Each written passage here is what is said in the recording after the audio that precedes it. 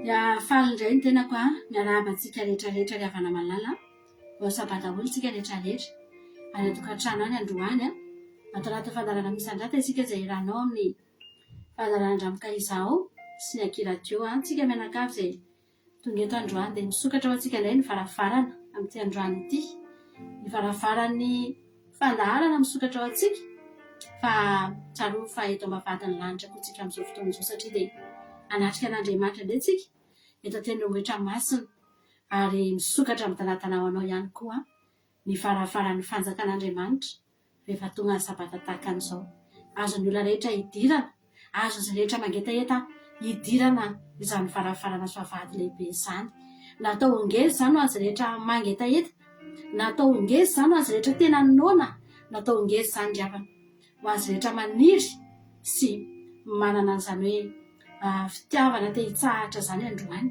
ny ten'Andriamanitra manao hoe miverena amin'ny fitsaharanao ry fanahiko androany tsika rehefa sabata ohatran'izao dia amerina ny fanahintsika ho amin'ny fitsaharana indray tsika mampalahelo izany fiainana tsy misy fitsaharana izany izany tsy manana fotoana hitsaharana izany driavana tena fahoriana izany fa androany andao indray hiverina amin'ny fitsaharana ny fanahintsika tamin'ny nenemaniny tsy azo lavina raha betsaka ny zavatra mety nanahirana satria tsy sabata angetsinne androany ane vao sabata ny tamin'ny anemana ange tsy sabata riavana betsaka ny zavatra mety naperikerika atsika mety tsy mitondra fitsaharana ho antsika ny alatsinainy ny lahady ny talata sy ny larobia sy ny lakamisy fa manomboka zoma hariva dia miditra ao anatin'ny fitsaharantsika riavana satria ity mihitsy no andro hidirantsika ao anatin'izany mety ny sahotakotaka ny anemana anao tamin'ny herinandro iny mety betsaka ny zavatra mety nandrisy fanantenana mety betsaka ny zavatra izay nitranga teo amin'ny fiainantsika fa matory havana ny baiboly ny tena miverena amin'ny fitsaharanao ry fanahiko dia satria nisy zavatra tokoa tao tena tsy nampitsahatra na dia ny vatantsika ny asa aza nge dia efa tsy nitsahatra nandeha ny voaka maraina nody ariva tsy nanam-pitsahara ny vatantsika io fa androany asaina mihitsika ny havana malala tena misokatra ao antsika mihitsy izany loharano izany amin'izao fotoana izao dia hisotro amin'izany indray tsika amin'ity androany ity ny fitsaharana izay tena fahavalon'ny devoly raha misy zavatra fahavalon'ny devoly dia ny fitsarana sy ny fiadanana ny zavatra afaka omen'ny devoly ihany mety omeny ihany ny olona vavalaza sy voninahitra sy vola-makarena sy zavatra eto amin'ity tany ity fa izany fitsarana sy fiadanana izany sady tsy ananana izany no tsy tiany izany fahavalony izany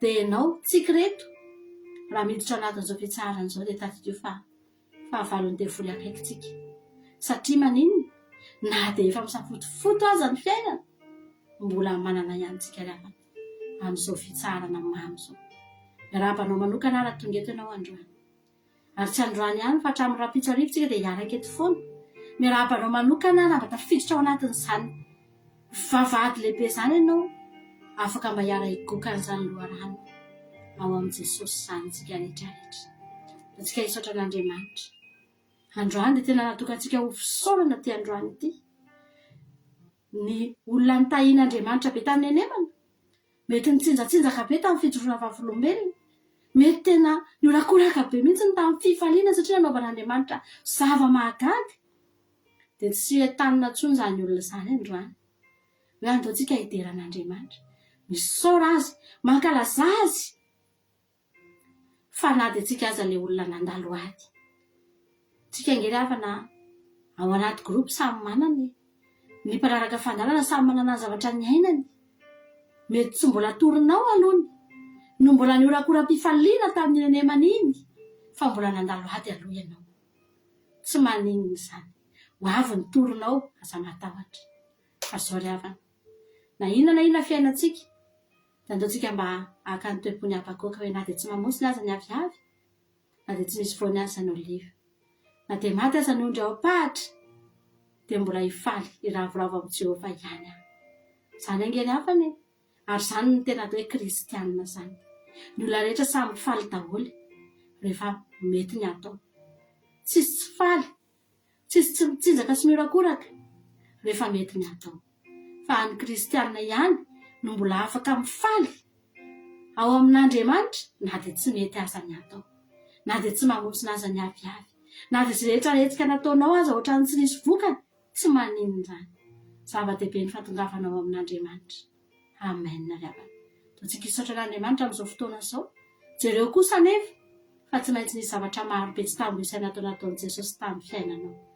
Todio nge ny fiainanao hoe hitodio nge ny ankohonanao hoe hitodio nge ny volaninao hoe amen. Hitodio ny fiainanao manontolo fa betsaka ny zavatra nataon'Andriamanitra teo. Andao reny rehetra rehetra reny no atambatra androany. Hidirantsika eo amin'ny fanatrehany dia hanomezantsika azy ny fisaorana ambony indrindra, ny fankalazana lehibe indrindra ry havana malala satria miendrika aminazy izany. Eny Jehovah Andriamanitra tonga eto anatrehanao indray izay mpanomponao tsirairay avy ireny Jehovah. Samy nanana ny lalana nalehanay izay tamin'ny enemana, samy nanana ny fomba nitondranao anay izay sy ny hevitra neveranao anay tamin'ny enemana iny Jehovah Andriamanitra. Fa zavatra mahasambatra anay dia izao, tsy nisy nitondra anay tany amin'ny loza ireny na dia iray azy, fa nitondra anay tany amin'ny fiadanana sy izao fitsarana mamy izao. Ary mbola hatongavanay indray eto anatrehanao, hiterahana sy hanome anay voninahitra ny ananao masina Jehovah Andriamanitra. Fa Andriamanitra tena tsara ianao. Ny zavatra fantatray dia izao Jesosy, nanana tanana ngeza be izay nitantana ny fiainanay tamin'ny enemana iny, nanana fanahy ngeza be izay niaraka taminay tamin'ny enemana iny, nanana fofeny fitiavana izay niaraka taminay tamin'ny enemana iny, nanana maso tahaka ny lelafo izay niaraka taminay tamin'ny enemana iny, ary tsy nandao anay na dia minitra ray monja aza Jehovah Andriamanitra. Izany no mahasambatra anay izany. Ary tonga eto izay androany hisaotra anao noho ny amin'izany, satria raha nandao anay ny masonao Jesosy dia tsy voary tamin'ny loza koa izay. Raha nikipy ianao dia efa tonga ny fahavalo nanafika anay. Fa misaotra anao izay efa mbola tafajoro amin'ity androany ity, manana etaeta mbola ho tonga eto anatrehanao hanome voninahitra anao amin'ny sasabata masina izao. Misaotra ny amin'ny tahinao ny ankohonanay tsiray avy Jehovah Andriamanitra, tsy tambonay isaina izany. Impirina mpiakatra sotro ny vavanay tamin'ny enemana iny Jehovah Andriamanitra, atao anatin'ny ray andro fotsiny impiry izay na mpiakatra sotro ny vavanay, ny tananay Jehovah, ny tsako ny vavanay Tompo, avy aminao daholo izany rehetra izany. Fa soavana avy aminao daholo izany rehetra izany, hisaorana ianao.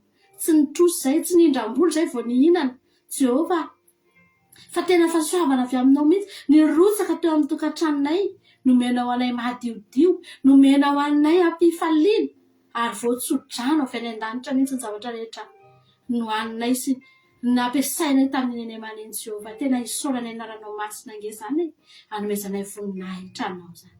Androany izay dia teny Jehovah, fa raha tsy teo an-tananao ny fiainanay Jesosy dia efa tsy toy izao intsony izay ary tsy mba tonga teto akory izay Andriamanitra. Misaotra anao izay fa tena tsara ianao. Amen. Jesosy malama.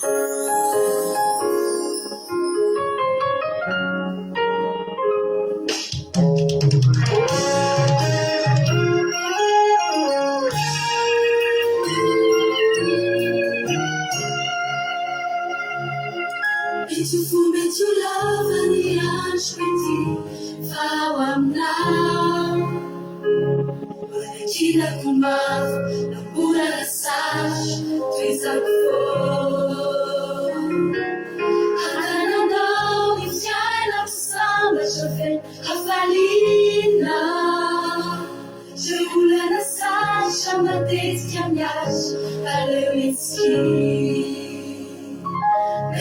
Mets to love alliance with you, flower now. When the chica can love, and the red sash is up for. And then I love if I don't sound as a fit, Hafalina. Jeulana sash, over days, Yamash, Halemitski. I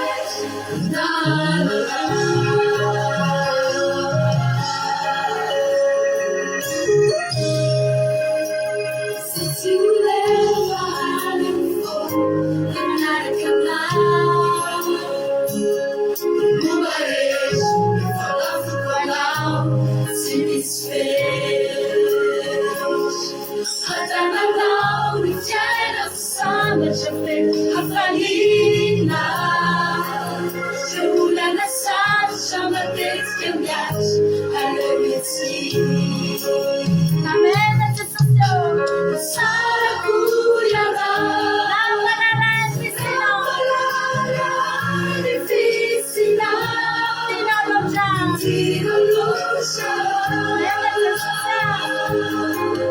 Everybody chiude e fa male non si si fez alla no fez sabe cuia mai difficile tira loja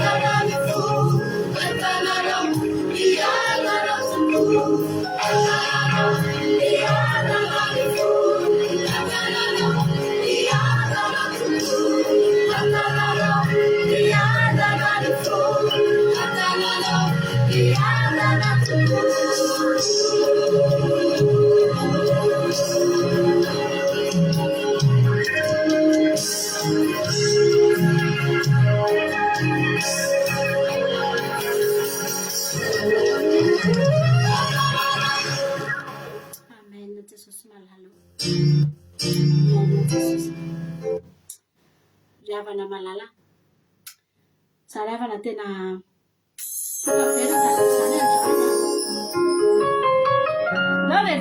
Sara John de tena natika mitsy John zany. Raha ny fiaina. Mety fohy mety rano ny andro satria Jesosy aho mahafataka izao eo an-tananao.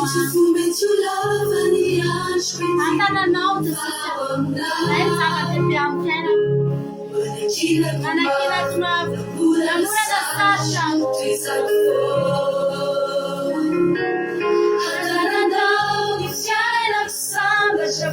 Hafalina se olana sarotra matetika miasa aleo etsy Mety fohy mety rano ny andro fa ao aminao. Nanakina namorana sarotra Hatananao ny fiainako sambatra fe hafalina se olana sarotra matetika miasa aleo etsy sarako iana nampalala ny fisina zava-dehibe amin'ny fiainako fifanananao tina loatra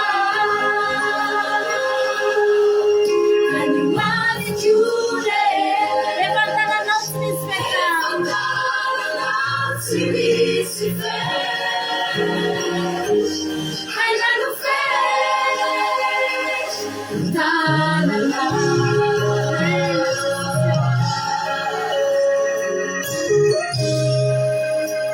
se ti uleva nel fuoco anaraka anao Bubaresh, falafel panau, si misy fez Hatananao ny fiaina sambatra fe hafalina se olana sarotra matetika miasa aleo etsy sarako iana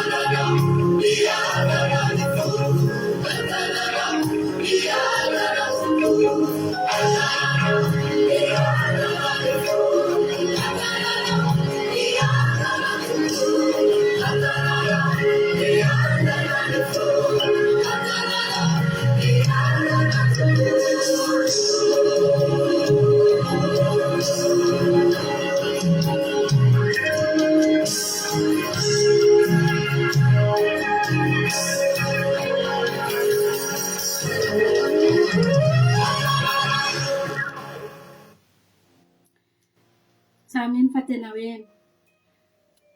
iainanao zany iry zany inon'izany satria ianao amin'Andriamanitra, satria ny fiainanao eo am-pelantanan Jesosy ry havanao. Mahakasika anah ilay hira hoe misaotra anao na hampafantatra anako na hampahalala anah ny fisianao. Nahoana tokoa moa tsika lavana ny tsy misaotra an'Andriamanitra ny amin'izany. Rehefa tany amin'ny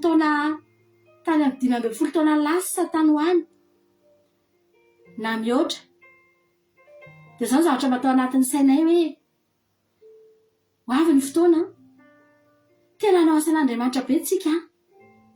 Tamin'izany fotoana izany tena nafanafo tany amin'ny 20 taona lasa tao aorianan'ny batisanay tamin'izany. Dia manao tafika masina dia manao asan'Andriamanitra dia tena hoe tsy mandry andro sy mandry alina ianao mandeha manao asan'Andriamanitra. Dia nanana faniriana tamin'izany nanetrehitra mihitsy hoe ho avy ny fotoana any aoriana any tsy fantatra afaka 10 taona afaka 90 taona. Tena hiparitaka be mihitsy ny filazantsara. Dia tsy inona izany fa ny filazantsara ny fahamarinana izay torintsika eto. Ary tena tao anatinay mihitsy hoe ahalala an'izany daholo ny olona raha izao ny ritmantsika amin'ny asan'Andriamanitra ataontsika tena azo antoka fa tena hiparitaka io. Ary vetivety ny olona dia ahafantatra ny fahamarinana daholy. Dia izy fifohazam-panahy lehibe amin'izany fotoana izany. Dia higagana ny fifohazam-panahy dia ho tafaverina amin'ny fahamarinana ny maro. Izany ny tao anaty tamin'izany ry havana malala. Ary tena ny matimatesana tao anatin'ny fo mihitsy hoe ho avy ny fotoana tsy maintsy hiparitaka ty filazantsara ny fahamarinana ty. Mandraky ty nefa ny androany 2026 tsika izao tsy fantatra izay fahitanareo azy. Tena miparitaka ve? Tena mifo ve ny olona? Tena mahafantatra an'Andriamanitra ve ny olona? Tena mivavaka amin'ny fahamarinana ve ny olona? Fa tsy mifanohitra amin'izany ve ny zava-misy? Metakona ny fahamarinana, vao maika ihany metsita ny marina, vao maika ihany metakona Andriamanitra. Arakaraky ny siny ny tambadrotra tserasera sy ny zavatra maro ahafahana manaparitaka feo sary no vao maika mahatakona an'Andriamanitra. Ry havana malala. Tsy tany amin'ny 15 taona lasa na 20 taona lasa ianao ny tokony hisaotra an'Andriamanitra raha nampahafantarany azy ianao. Fa androany mbola tokony hisaotra an'Andriamanitra ny amin'izany ianao. Fa maninona kay ianao? Maninona kay tsika? Ao anatin'izao andro efa hoy ny ten'Andriamanitra manao hoe indro aiza na manarina ny tany. Fa maninona ny aiza na manarina ny tany fa ianao tsy maizina. Fa maninona ianao manana fahazavana? Fa maninona ianao mahafantatra fa sabata androany? Fa maninona ianao mahalala hoe eto Jehovahandriamanitra izao androany miandry ianao? Fa maninona tsika no mahalala ry havana malala hoe ity sabata ity dia famantarana ho soan'Andriamanitra. Ahalalany fa zanany ary ahafantarako faraiko izy. Raha amin'izao fotoana izao ry havana vao hiezaka hahafantatra an'izany dia ozy amantsana hoe ohatrany ho tara, ohatry ny santatra hoe ho tonga amin'izany ve sa tsy ho tonga, fa mandraky ty ny androany dia misaola ianao an'Andriamanitra. Na dia izany ihany fotsiny azy anaovanao misandrata androany hoe za Andriamanitra misaotra anao fa nampahafantarinao ahako hoe izao no fomba fanomponanao, izao no fomba fahako manakaiky anao andray. Omeo voninahitra izy ry havana. Tena anazy ianao, tena olony sy ondry fiandriny ianao, tena voafidiny ianao, dia meo azy ny voninahitra. Dotsika eo amin'ilay tsy toa, eo amin'ilay Andriamanitra lehibe, eo amin'ilay Andriamanitra mahery. Amen. Amin'ny fomekohaka nantonantsika azy ty androany. Amin'ny fomekohaka nidirantsika eo amin'ny voninahitra. Amin'ny fomekohaka nentsika ravana miditra eo amin'ny fanatrian'Andriamanitra. Amen. Eo amin'ny tontolon'Andriamanitra no misy anao amin'izao fotoana izao. Aza matahotra ianao fa tena manangana mihitsy ianao amin'izao fotoana izao ravana amin'ny ty androany ity. Tsy tanteraka anatiny Andriamanitra.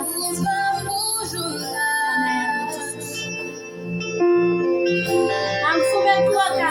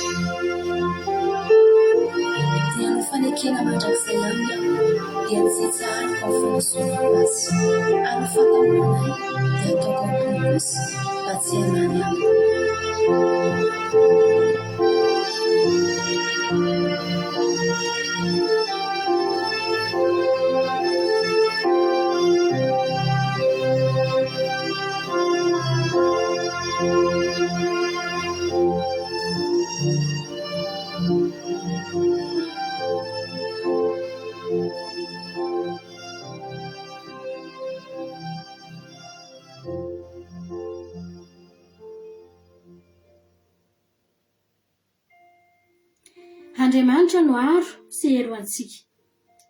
Mpamonjy morazo indrindra amin'ny andro fahoriana izy, koa izany no tsy atahorantsika na dia ho levona aza ny tany, na mifindra ao anatin'ny ranomasina aza ny tendrombohitra, na mirondrona sy misamboaravoara aza ny onjany, ka miorooro ny tendrombohitra noho ny fisafoakany.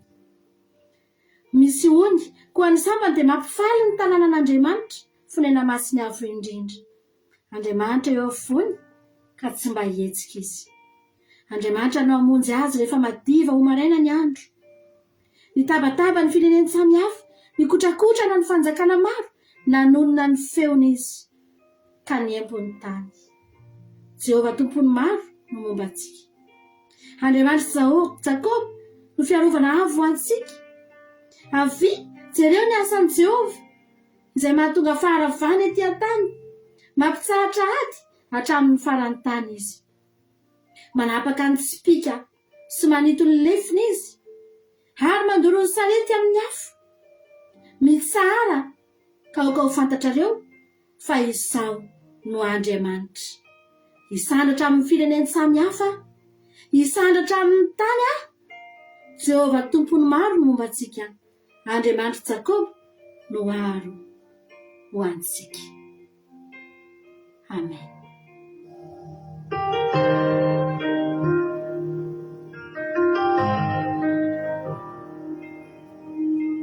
Natsapatinaho mihoatry ny atry izay tsisy atazonanao, nareo zavatra natao nandaozanao ahy. Tsy voatery tsy ho lavo aho, fô tia ianao. Natsapatinaho mihoatry ny atry izay. Si ulesiao, je kuni fena, mianza muzi ayana tishi shamale.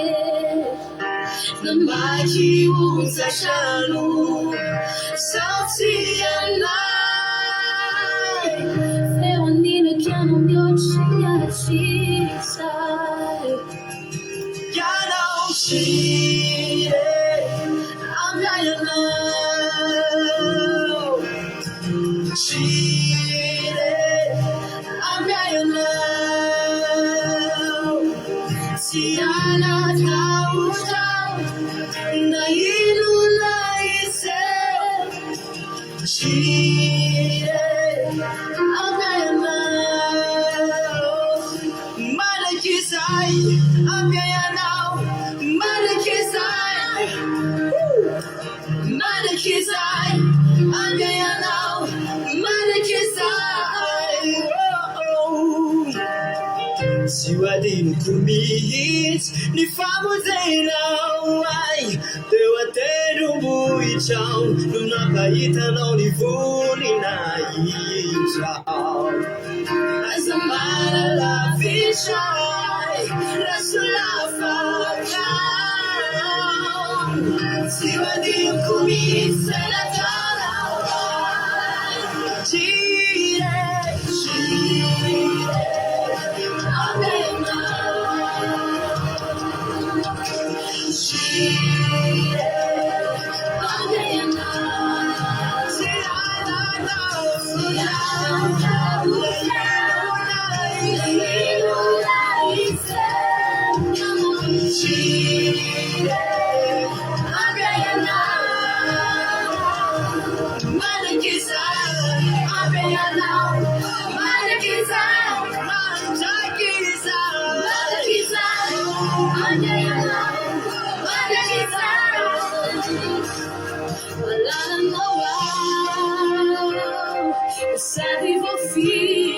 Amen.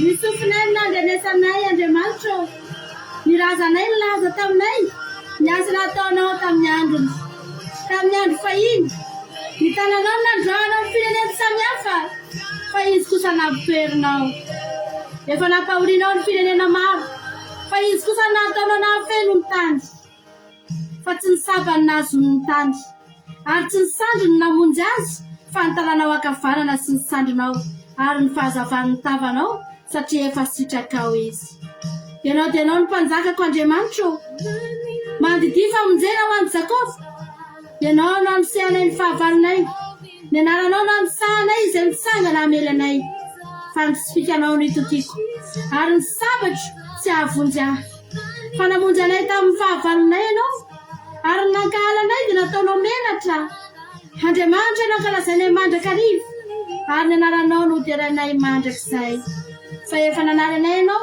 anampamenatra anay ary tsy mavoaka miaraka amin'ny antokony miaramilanay ianao ataonao miambony fahavalonay izay koa ny mankahalanay dia nananapona maro atolotra tahaka ny Androany izay ary elinao any amin'ny firenena samihafa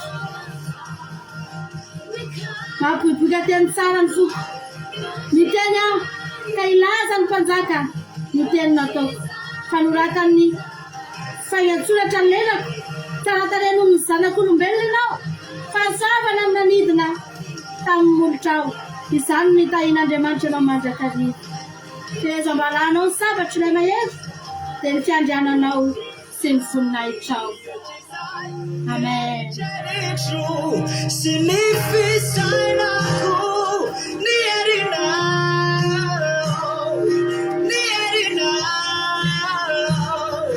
mihoatrizay eritreretro sy ny fisainako ny herinao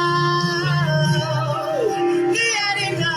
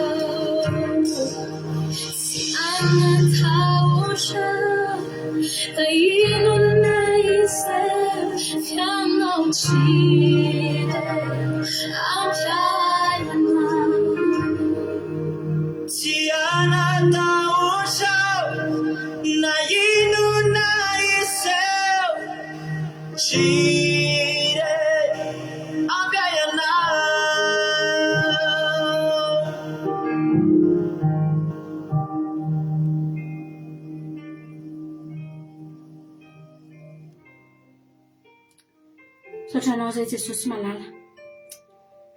Androany ny amarananay any nisandrata dia tenenanay mihitsy hoe tena ampy anay ianao Jesosy.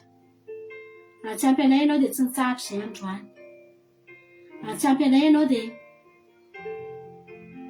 tsy nanana fotoana natokana ho anao akory azy izay Andriamanitra. Fa mbola niezaka izay nitady izay rehetra mety.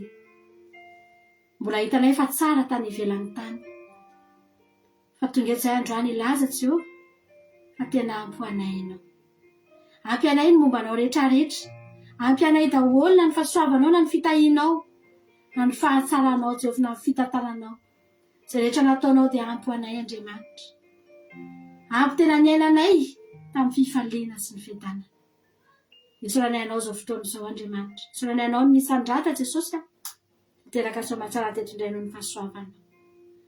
Trakay aminao ny toy ny fotoanana eto ny vavaka fiambelana eny hatramin'ny rahampitso azy Jesosy.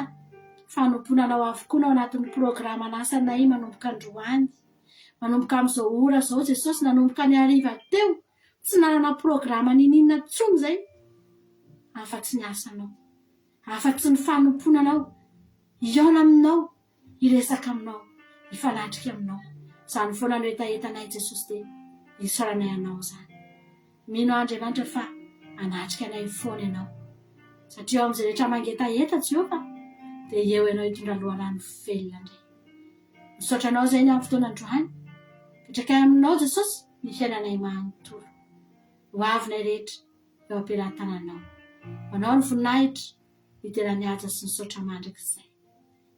Halleluia. Amen. Izay ny fotoanantsika androany. Ilanankiray farany sady fanaovantsika veloma no iampitahantsika indray makany amin'ny fandarana vavaka fiambinana. Mbola songaina aminao lanitra Jesosy dia mbola amelentsika amin'ny heriny tahaka an'izao mbola omen'Andriamanitra tombonandro fahafahana havelomana ho azy reriny voninahitra. Samy mahery daolintsika rehetra tahiny Jesosy. Amen.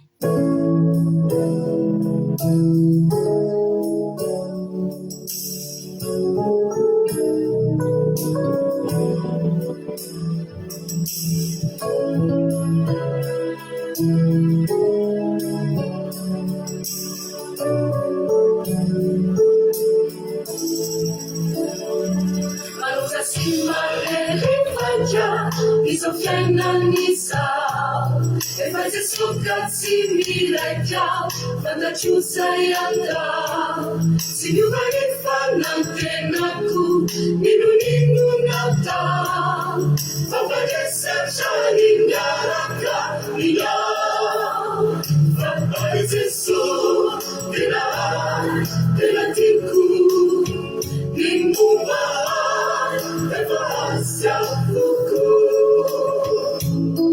Nanali tenanovanam tifu Nambaramu faisefatia talu Tenai seso tenai tikutinja Leitenafya nakumanja kisa Patulang ditsimba nyuba Fiurena kwefachini kalu Si umaja kisa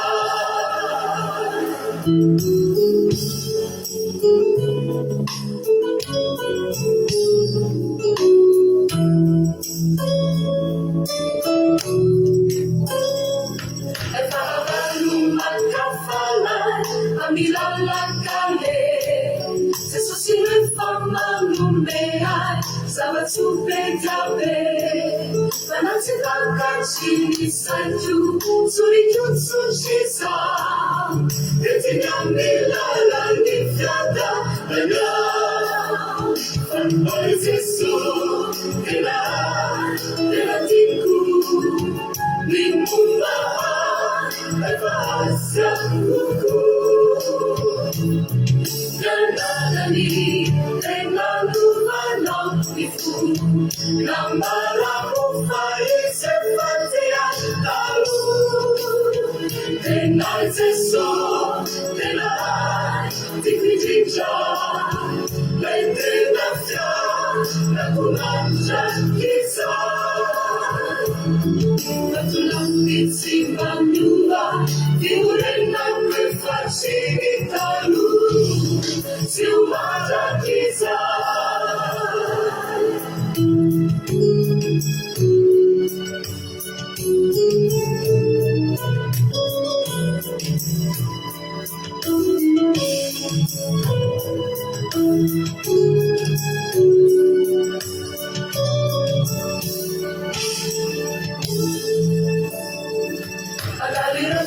Sa patresha la binurate se sole sa faccia lenesha I giovani la quer I sole fanni non pintuni rota fincia mamai fai fuoco si funide irai Fampai Jesu tena tiku Nimumba Eva asyakuku Nanali Tenanduvanam Ifu Nambaramu Faisefatia Talu Tenai Jesu Tenai Tikwijinja Leitenafya Nakumanja Kisa Patulang ditsimba nyuba Fiurena kwefachini talu Si umaja kisa Patulang ditsimba nyuba Fiurena kwefachini talu Si umaja kisa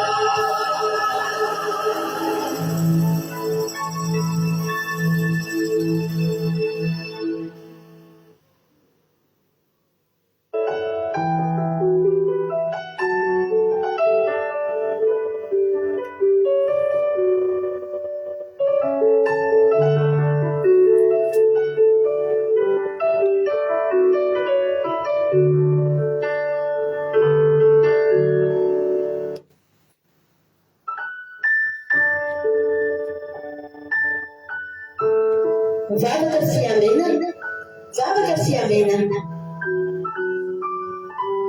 Fandarana arahanao eto amin'ny andramoka izao sy ny ankiradio.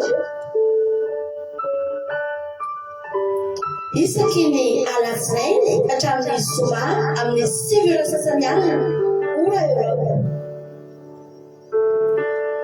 Vavaka fiamenana iarahanao amin'ny mpanompon'Andriamanitra Radio Kolo Salama Mivady sy ny groupe izay maharesy andrenesanao toroteny sy fampahelezana. Vavaka fiamenana. Vavaka fiamenana. Sambatra izay volaniaino ka miaro toro mandrakariva eo amavahady ary miandry eo amin'ny lambalavarako. Mialoha ny fiamenana amin'ny alina ny maso mba hisaisainako ny teninao.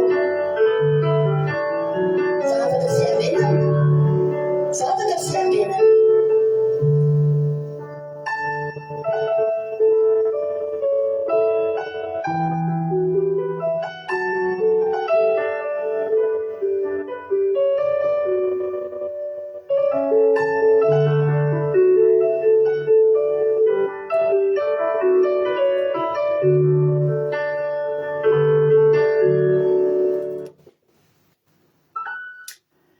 Alléluia. Amin'ny fifandriana lehibe indray lasa raha-bavamalala no erana amintsika amin'izao fotoana izao. Dia falibendray tenako miarabanao eto androany dia manonona ny fiadanan'ny tompo amintsika tsirairay avy isa-tokantrano izy matan'olona izay hitra-transo eto androany ny fiadanan'ny tompony eo amintsika rehetra. Dia matoko sy mino fa ifampahiretondrayntsika amin'ity androany ity. Androany fa tonga miaraka aminay dia tena aminay tsika sendrasendra koa natokavina fa tena misy raha ilan'ny tompo anao. Alléluia. Dia maharitatra amin'ny farany. Alléluia. Maritatra amin'ny farany fa adin'ilay sasany raha antsika eto tsy ho fatiantoka ho anao akory izany fa dia mahireza dia mahatanjaha raha anaty olana ianao raha anaty aretina ianao raha mety kivikivy sy ketraketraka ianao ity fandaharana ity mihitsy tena ilainao. Alléluia. Tsy hitondra fahamoiza-po, tsy hitondra fahakiviana, tsy hamendry fendro fa hampahery hampitraka dia hampime fahasalamana, hamelona indray ny fanantenanao, hampiakatra indray ny finoanao ka dia tonga soa ianao sy diso adresaka koa ianao tonga eto androany. Alléluia. Milohan'ny zavatra aloha dia izao ny ataontsika hivavaka aloha tsika ametraka ny fotoantsika eo am-pelatanan'Andriamanitra dia hivavaka raha nambavitsika Kodanela. Rehefa hivavaka raha nambavitsika Kodanela dia aorian'ny vavaka izara-tsodrano. Ny angatahako aminareo dia izao. Alléluia. Nareo resaka mifidira atao androany ao anatin'ny vavaka sy ny fijorona vavolombelona dia izay olona manolotra iran-telo voalohany eo dia iny asiantsika réaction. Ina ny iratianareo atao zany dia izay olona telo misy iran-telo zany eo ohatra Marie Angela, Mesobe Anjana, Tompotry Jesosy mandrakizay manolotra hira ety dia ety dia ety dia ireo telo ireo ihany no fisafidianantsika dia izay be réaction indrindra amin'ireo no ataontsika ao anatin'ny fijorona vavolombelona. Zay inona ary ny iratianao ataontsika amin'izao andro sabata izao inona ny hitanao fa tena miendrika mba ataontsika amin'izao andro sabata izao. Mialohan'izay andao aloha tsika hivavaka, andao tsika metraka ny fotoana am-pelatanan'Andriamanitra miaraka amin'ny vavavitsika Kodanela hanao ny fitenenana. Makasitraka pasterna amin'ny fitenenana tain'i Jesosy nare mianakavy tain'i Jesosy tsika rehetra dia mbola hiara-mivavaka no mboantsika ny fotoana. Jesosy malalo mbola vasiterany meny voninahitra ao izay fa satria mbola tonga eto indray amin'ity androany ity Jesosy misaotra anao ny tontolo andromenao anay, niarovanao anay, nitantananao anay ary ny fahasalamana izay nomenao any tsirairay avy Jesosy malala dia isaoriko izay nandratoko anao. Isaoriko anao koa ny fahatongavanay eto satria ny zava-dehibe aminay Jesosy ny fahatongavanay eto. Androany Jesosy malala raha misy tsy fahatanterahanay tsirairay avy izay tonga natrika eto na tsy tonga eto Jesosy ko ny fananao masina anadio anay, ny ranao anadio anay tsirairay avy, anadio ny fonay sy ny sainay ko ny fananao masina andrakotra anay tsirairay avy amin'ity androany ity midina sahady ao anatin'ny tokantragnonay satria mila anao izay fa nahamasinao, mila anao izay Jesosy hanatrika ny fotoananay eto androany dia mbola apetrako finoy tampelatananao ny fotoananay rehetra amin'ity androany ity. Jesosy malalo, mbola aoka ny fananao masina anatrika anay tsirairay avy, anatrika amin'ny fobeny izay tondra ny teninao na ny vavoka na ny toriteny na ny famelabelara na ny famitinan-tsotra ao ny fizarana fahatsapana na ny vavoka firenena. Jesosy malalo, aoka ny fananao masiny asa mahery mampandray an'izany teny entin'ny mpanomponao izay ho zarainy Jesosy aoka samby fantoko aminao, tsy misy resy ny toro, tsy misy tratra ny toromaso n'ity androany ity Jesosy aoka ny fananao masy ampiditra ny teninao ao am-ponay tsirairay avy ao anatin'ny tokantraonay Jesosy tsisy fotoana very maigna eto androany Jesosy malalo. Raha mbola misy olo hitanao any ambadika any fa mangeta hitanao izy kanefa misy zaka, aoka ny fananao masiny asa mahery hitantiny izany olona izany tonga eto Jesosy malalo. Ary tahaka izany koa Jesosy raha misy kivikivy reradreraka tsy salama Jesosy noho ny alalan'ny teninao, noho ny alalan'ny vavoka izay mpanomponao amin'ity androany ity, hitondra fampahirezana ho an'ny tsirairay avy, hitondra fanasitrana, hitondra ny fifaliana ho an'ny tsirairay avy Jesosy malalo. Misaotra anao amin'ny izany fanatrehanao sy ny fananao masy dia voninahitra ho anao rery ihany. Alleluia, amen. Alleluia, mankasitraka ny ianarana mba avy-kodany alahy dia Andriamanitra manankiram-pahasoavana maro fidianao dia mitombosa sy fahasoavana hatrany mandreza foana amin'ny asan'ny tompo. Dia miarabantsika rehetra ndratra ny sabata masina izao, bo ny sabatsika rehetra izay tonga eto dia ho sabata fahafinaretana fitsarana, tena sabata fanasitranana, sabata famenona, sabata fananganana ho anao ane ity androany ity. Alleluia, amelomeloman'Andriamanitra ny fanahinao indray. Alleluia, dia ara-painana tratran'izao sabata masina izao. Reto ny raha isafidianantsika, lehibe sy matalanjona groupe Alison. Dia le any marina tena angamba ny irany enika angamba le hoe tiako ianao hoe tena mamiko hoe malala ny foko ianao Jesosy eo. Mety le hira le irany enika angamba io le hatramin'ny farany. Dia ny hira fahatelo Amen FFA izay natotry zokiango dira Rodriguez. Dia hira fahaefatra aza miova ny andramoka izao. Alleluia, aza miova natolotra latojo. Reo zany no asitsika réaction dia ao aorian'ny fijona vavolombelona, ao aorian'ny fijona vavolombelona koa dia ireo no isafidianantsika. Alleluia, dia zay be réaction indrindra amin'ireo no ataontsika. Alleluia, raha iso alohany tsodrano. Reo zany reo hira efatra reo zany no isafidianantsika dia sivy réaction zay tianao dia ao anatin'izay no ataontsika ireo verenana soratana. Zao verenana soratana mihitsy ary enika hatramin'ny farany dia verenana soratana le izy verenana reo soratana azy izy asa dimy le réaction ary ambony fa zay be réaction indrindra amin'ireo zay. Alleluia, ndao ary raha iso nitsodrano nitsodranotsika raha dia miboky ny Jeremia 9:20. Jeremia 9:20 andininy fahafolo ka hatramin'ny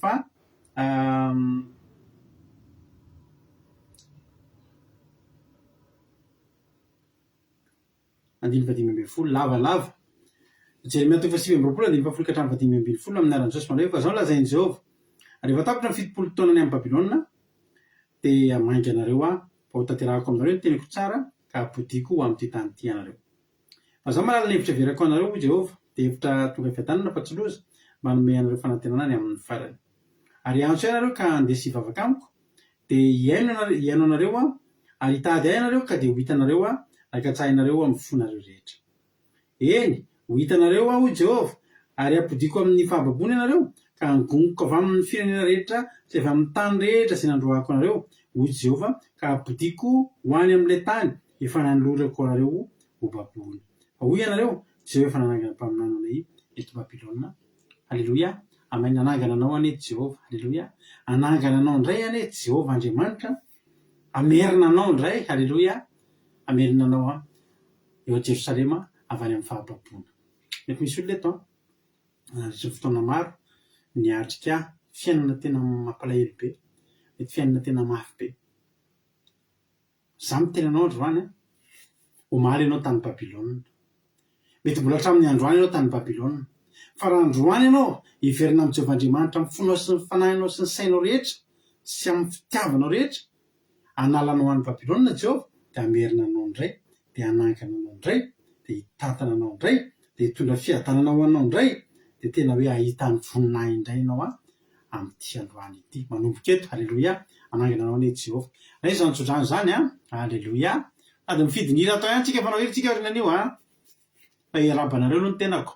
Aza kapatitsy France, hitodiny elinina France, artisanat de Madagascar France, Myriam Andriamalala Allemagne, Razana Monika Dubai, Tojo sy Joseph Fanaxia Allemagne, Marie-Angela Dubai, Melsobe Anjana Arabie Saoudite, Thierry Berthelot France, Angela Diamant Chine, Paris Madagascar izao, Elena Mierniana France, Razana Sylvie Koweït, halleluia.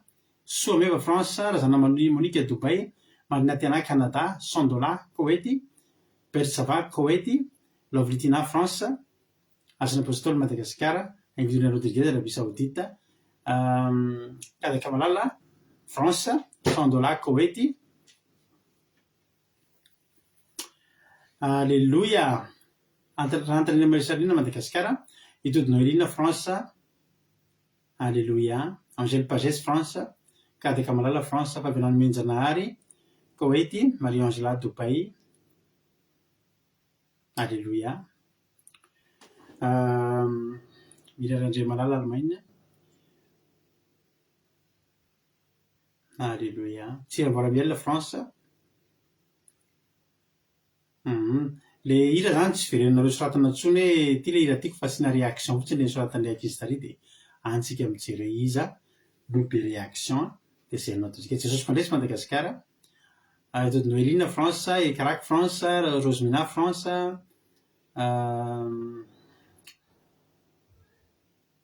alléluia. Mampionina France,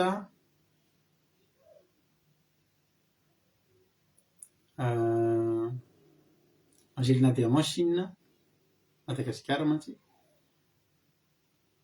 alléluia. Zay daholo nga mba voazolazako tao ny anarana, misaotra anareo mamerina tsotra anako. Angirina Andrina Solo, France tonga soa daholo, tahin Jesosy isika mianakavy. Inona nataon'Andriamanitra taminao, inona ny fahasoavan'Andriamanitra, izay no raisina. Ny ahy manokana dia tena nandalo tontolo herinandro feno fiarovan'Andriamanitra, hiditra amin'ny herinandro ny Pentecoste. Amiko zany tena fahasoavana, tena ijoroako avombelona aminareo hoe taorina amin'ny Pentecoste tamin'ny herintaona hatramin'ity Pentecoste ity herinandro sisa mbola ity mbola tapajoro, mangetaeta ny fanahy masina, mangetaeta ny batisan'ny fanahy masina, alléluia. Amiko dia fijonona vavolombelona zany. Nahoana ozy nareo zany no fijonona vavolombelona? Raha mahita ianao, raha mahita ny tena mpanompon'Andriamanitra efa tsy resy lahatra ntsony amin'ny fivavahana, mpivavaka diso fanantenana tamin'ny fivavahana, dia lasa nandeha nanompo sampy na lasa mandeha manao zavatra hafa. Amiko manokana indrindra amin'ny mahampanompon'Andriamanitra antsika, zava-dehibe ravana zany hoe mbola ity indray ianao angetaeta ianao maniry ianao fanahy masina, tsy maniry miliara ianao, tsy maniry hoe zavatra inona ianao, fa maniry sy mangetaeta fanahy masina. Ijoroako avombelona aminareo zany hoe mbola ity indray ahy eto no ny fahasoavan'Andriamanitra, tsy noho izaho ozy Paoly fa no ny fahasoavan'Andriamanitra izay mahery sy miasa atao anatiko, alléluia. Ho an'Andriamanitra ny voninahitra, narovan'Andriamanitra koa zay tamin'ny iterinandro ity amina zavatra somary tokony nanapahany-hevitra zany, dia salasala hoe inona Jesosy ny tokony atao, inona Jesosy ny tena zavatra tena sitraponao, inona ny tokony iseho, alléluia. Indray ravana misy zavatra fanapa-kevitra tena sarotra eo amin'ny fiainantsika, iza no alehako aty amin'ny ankavia sa amin'ny ankavanana, inona no atao Jesosy? Fa ny zava-mahafinaritra dia izao, mbola irahany foana ny fanahy masina manolo-tsaina antsika, mampianatra antsika ny tokony atao. Dia ijoroako avombelona aminareo fa tsy nanao mauvais choix zay tsy nanao fanapahan-kevitra diso zay tamin'ny zavatra ngezabe izay nanapahana hevitra tamin'ny terinandro ity. Ho an'Andriamanitra ny voninahitra, ny fahasoavana sy ny fitahiana ave mory-havana ijoroako avombelona aminao. Fa sakafo intelo androany marina atoandro ka ny goûter mbola tsy ferana, ny harivariva teo nisy fahasoavan'Andriamanitra niditra, Halleloia. Tena hoe tsara ny tompo tsy tratran'ny olona, tsy tratran'ny accident, tsy tratran'ny problème maro isan-karazany, tsisy faharavana, tsisy fahasimbana, fa tena mitsahatra nafinaritra ny tontolo andro. Zany rehetra zany izy roko vavolombelona aminao ary laza aminao andro any tena tahin'ny tompo zay menakavy ho azy ny voninahitra. Inona nataon'Andriamanitra tamin'ny fiainanao? Anjaranao zao no mijoro vavolombelona. Izy ary no hira be réaction indrindra tao ambony tao azafady fa zay no hira ataontsika. Anjaranao ndray zao no mijoro vavolombelona anatin'ny hira, anjaranao no mijoro vavolombelona. Iza mba afaka mampina aloha teo efa niteny tary ambonimbony tary hoe aza miova ny antso no be réaction fa sao dia efa nisy niovy zay dia manontany any lehibe sy matalanjona misy réaction anankiray antsoavo misy ray mampiana le ary ambony ary satria tary ambony tary koa fa nisy lehibe sy matalanjona efatra dia ary ambony ary ny aingodina rodivezy misy anankiray dia ary ambony ary misy an'ny raratoso aza miova. Io zany no be réaction indrindra. Claude Razaka tonga soa, Lovitina France tonga soa, Claude Razaka France tonga soa, Nantonina Botinavao Madagasikara tonga soa daholo e. Halleloia. Dia mifalisy miravoa fa andron'ny tompo androany. Halleloia. Da ho atsika anao antirity dia atao anatin'ny hira ny afatra e. Aza miova ihany koa ianao miorena tsara dia aza miova dia ho hitanao ny fahasoavan'Andriamanitra.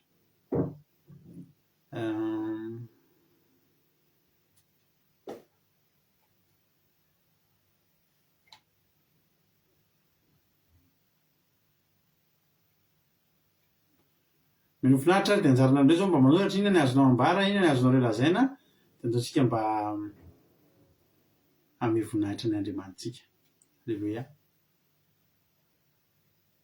Mino finaritra daholo.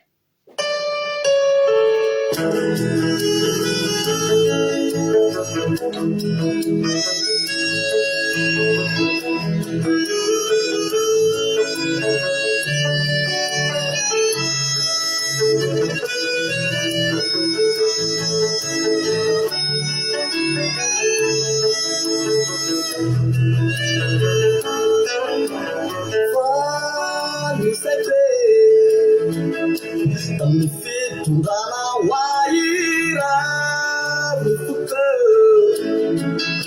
tsy takatriny saina fa misako tamin'ny azafady indrindra andalo solota io hiro ihany ny alefatsika fa tadiavintsika le tena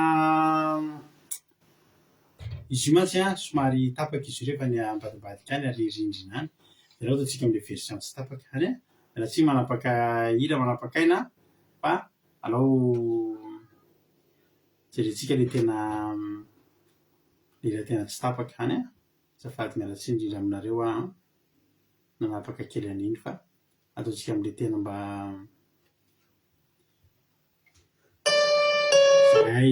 zay le tsy tapaka mialatsiny lasitsika misy tapaka mantsy le clip anankiray teo dia tiany tena izy. Halleloia. Mino finaritra.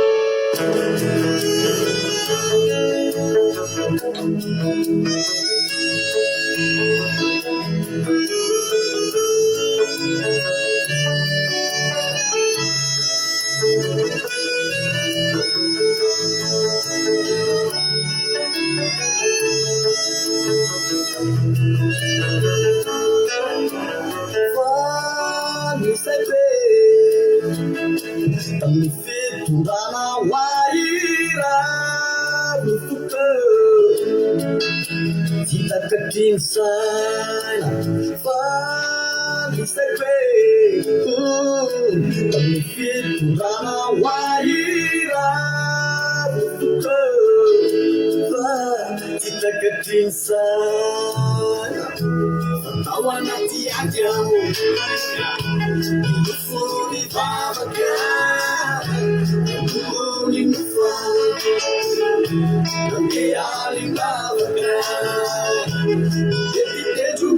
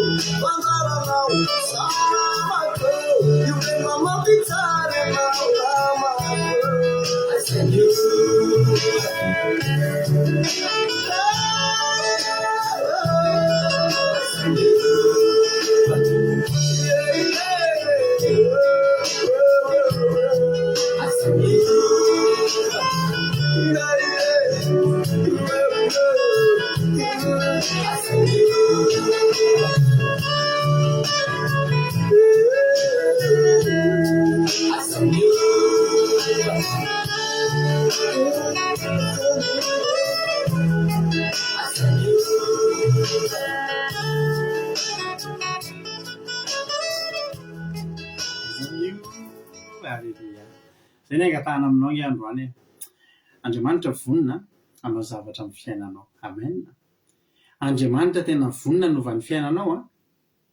Zany izy zany nge ravina malala rehefa nandinika zay mivady de tahaka ny hoe tena marina ty tereniko anareo ty, tahaka ny hoe ira noforonina ho anay ohatra hoe tantaranay no noforonina satria zao miainanay mihitsy zany hoe mitady an'Andriamanitra na le daholo na alim-bavaka na vavaka tendrombohatra ninonninona e fa tena hoe amin'ny fotoana tsy nampozina tonga ny valim-bavaka ary teneniko anareo nanomboka tamin'izany taona 7 mandra-patonga ny androany fa 5 ny volana hoe 2026 dia miaina valim-bavaka tsy nitsahatra tsono a alleloia io fiainana hitanareo io valim-bavaka isan'andro isan'andro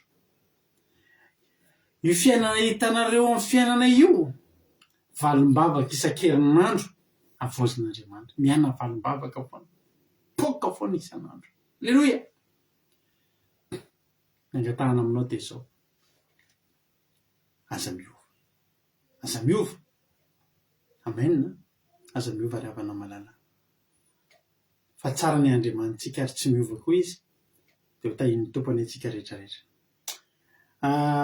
saotranareo mijoro vavolombelona dia ovakika ny mijona vavolombelona dia avetsika hitsavatra any amin'ny tenin'Andriamanitra izay hoentin'ny ranavavitsika Aingonirina Rodriguez hoy izy kitoto hoe za koa faly be fa avy ny Pentecoste tonga Soweto nahita fahitapitiany io salama tsara daholo zay voninahitra ho azy rery any alleloia amen be tsotra zokitoty hoy marina tena hoe isaoran'Andriamanitra nitantana ny tontolo androko androany ary mbola mahatonga hoeto indray saotra indrindra soky marina tena manao izy Aingonirina Rodriguez alleloia dia nana Jesosy fa vita somatsara ny anemana ary misaotra azy koa fa tonga somatsara any Dubai sarobidy zanaky ny zoko ary misaotra azy lehibe fa vita somatsara ihany koa ny sortian'ny Stefano zanako androany lama tsara ny zavatra rehetra ho an'i Jesosy mivoninahitra alleloia valim-bavaka be dia be mahakasitraka zoky Aingonirina Rodriguez dia tahin'ny tompo hatrany alleloia hoy Maria Angela hoe misaotra an'Andriamanitra fa feno fiarovana izay menakavy ary nomeny sakafo zaza ny ankizy nianatra tsara ary tsy voahilikilika ny asa vita daholo ary faly faratratra zava-batamasina izao amen misaotra ranabavy Maria Angela ao izy rahalahy tojo ny tontolo androko androany dia saorako an'i Jesosy fa misy ranomanitra tsara be zay efa niriko ary tsy nelabe fa tsy ahitako mihitsy efa nikaroka foana fa androany izy hitako dia faly be za dia direct Jesosy niaro sy nameny sakafo zaza ho any menakavy kely halleloia tahin'i Jesosy saotra ny lalahy tojosika hoy ranjura ila ianona moa izy io ranabavitsika ao Koweto eo izy ity isaorako lehibe Andriamanitra fa mbola nanome fahasalamana feno ho any menakavy ary misaotra an'Andriamanitra tamin'ny valim-bavaka voninahitra tolotra an'Andriamanitra rery any alleloia amen makasitraka anao ranabavy tonga soa ny Suzelle Suisse alleloia aonazy izy ranabavitsika erika alleloia dia raika Jesosy fa nahazo weekend lavalava tsy niasa androany dia afaka nanao grand ménage sady afaka nakaina angamba misaotra an'i Jesosy ihany koa lamina tsara ny tontolo andro sady narovana tamin'ny ratsy rehetra ka mbola afaka miatrika sabata mpilaminana amen saotra ranabavy erika tsara Jesosy hoy ranabavitsika Bertsava misaotra an'Andriamanitra ny lamina nafinaritra ny tontolo andro androany feno fiarovana nahatratra zava-batamasina izao fitsaharana ary velonainana menakavy dia raiko Jesosy malala alleloia amen alleloia saotra ny ranabavy Bertsika ao izy ranabavy Suzelle alleloia mankasitraka ny zoky mampeza ny fiankofana sy ny fidianana alleloia mankasitraka ihany koa ny ranabavy Kotanela saotra an'Andriamanitra ao izy ranabavy Eliana Mernena raiko Jesosy fa vaovao tsara daholo nandritra ny semaine nanomeny Jesosy izay nilaina zaza tsara Jesosy alleloia saotra indrindra mira mafy mihitsy ny fiaro-ty ao ambadika ao alleloia ao izy alo am'letina akasahako Andriamanitra ny tontolo andronay izay notantaniny anio narovany tamin'ny loza salama tsara voninahitra ho azy rery any alleloia amen aonazy izy ranabavy Andrine Suzelle raiko Jesosy fa mbola narovany sy notantaniny ary narovany tontolo andronay menakavy kely indray androany alleloia tsara ianao Jesosy malala alleloia ny voninahitra tamin'Andriamanitra rery any amen tsara Jesosy ao izy ranabavitsika Fabiola nomenjanary alleloia saorako an'Andriamanitra fa nafinaritra be ny tontolo androko androany nomeny hery sy tanjaka fahasalamana androany sady somary visaka fa nafinafy ny asa tena tsy nisy fipetrahana firy loatra aty koa zao mafana be mihitsy androany 40-41 degré ny hafanana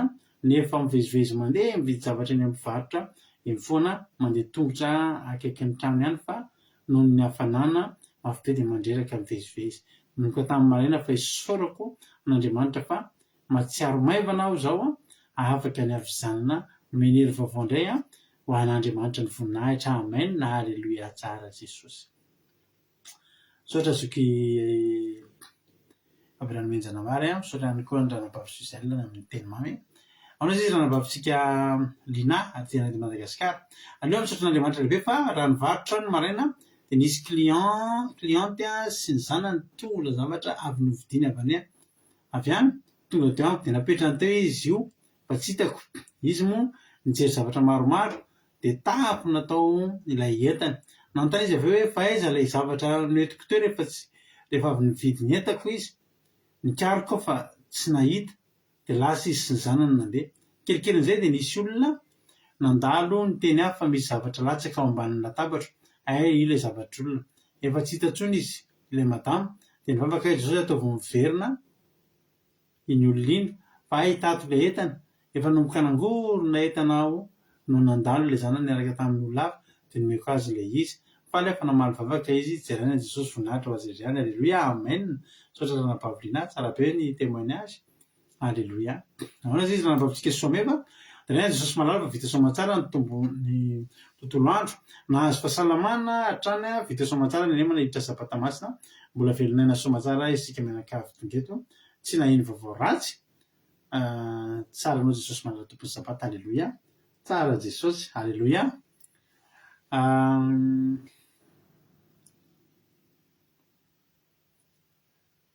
Ozy izy raha mampina izy koa mitady anesika tafa tsy nahita intsony.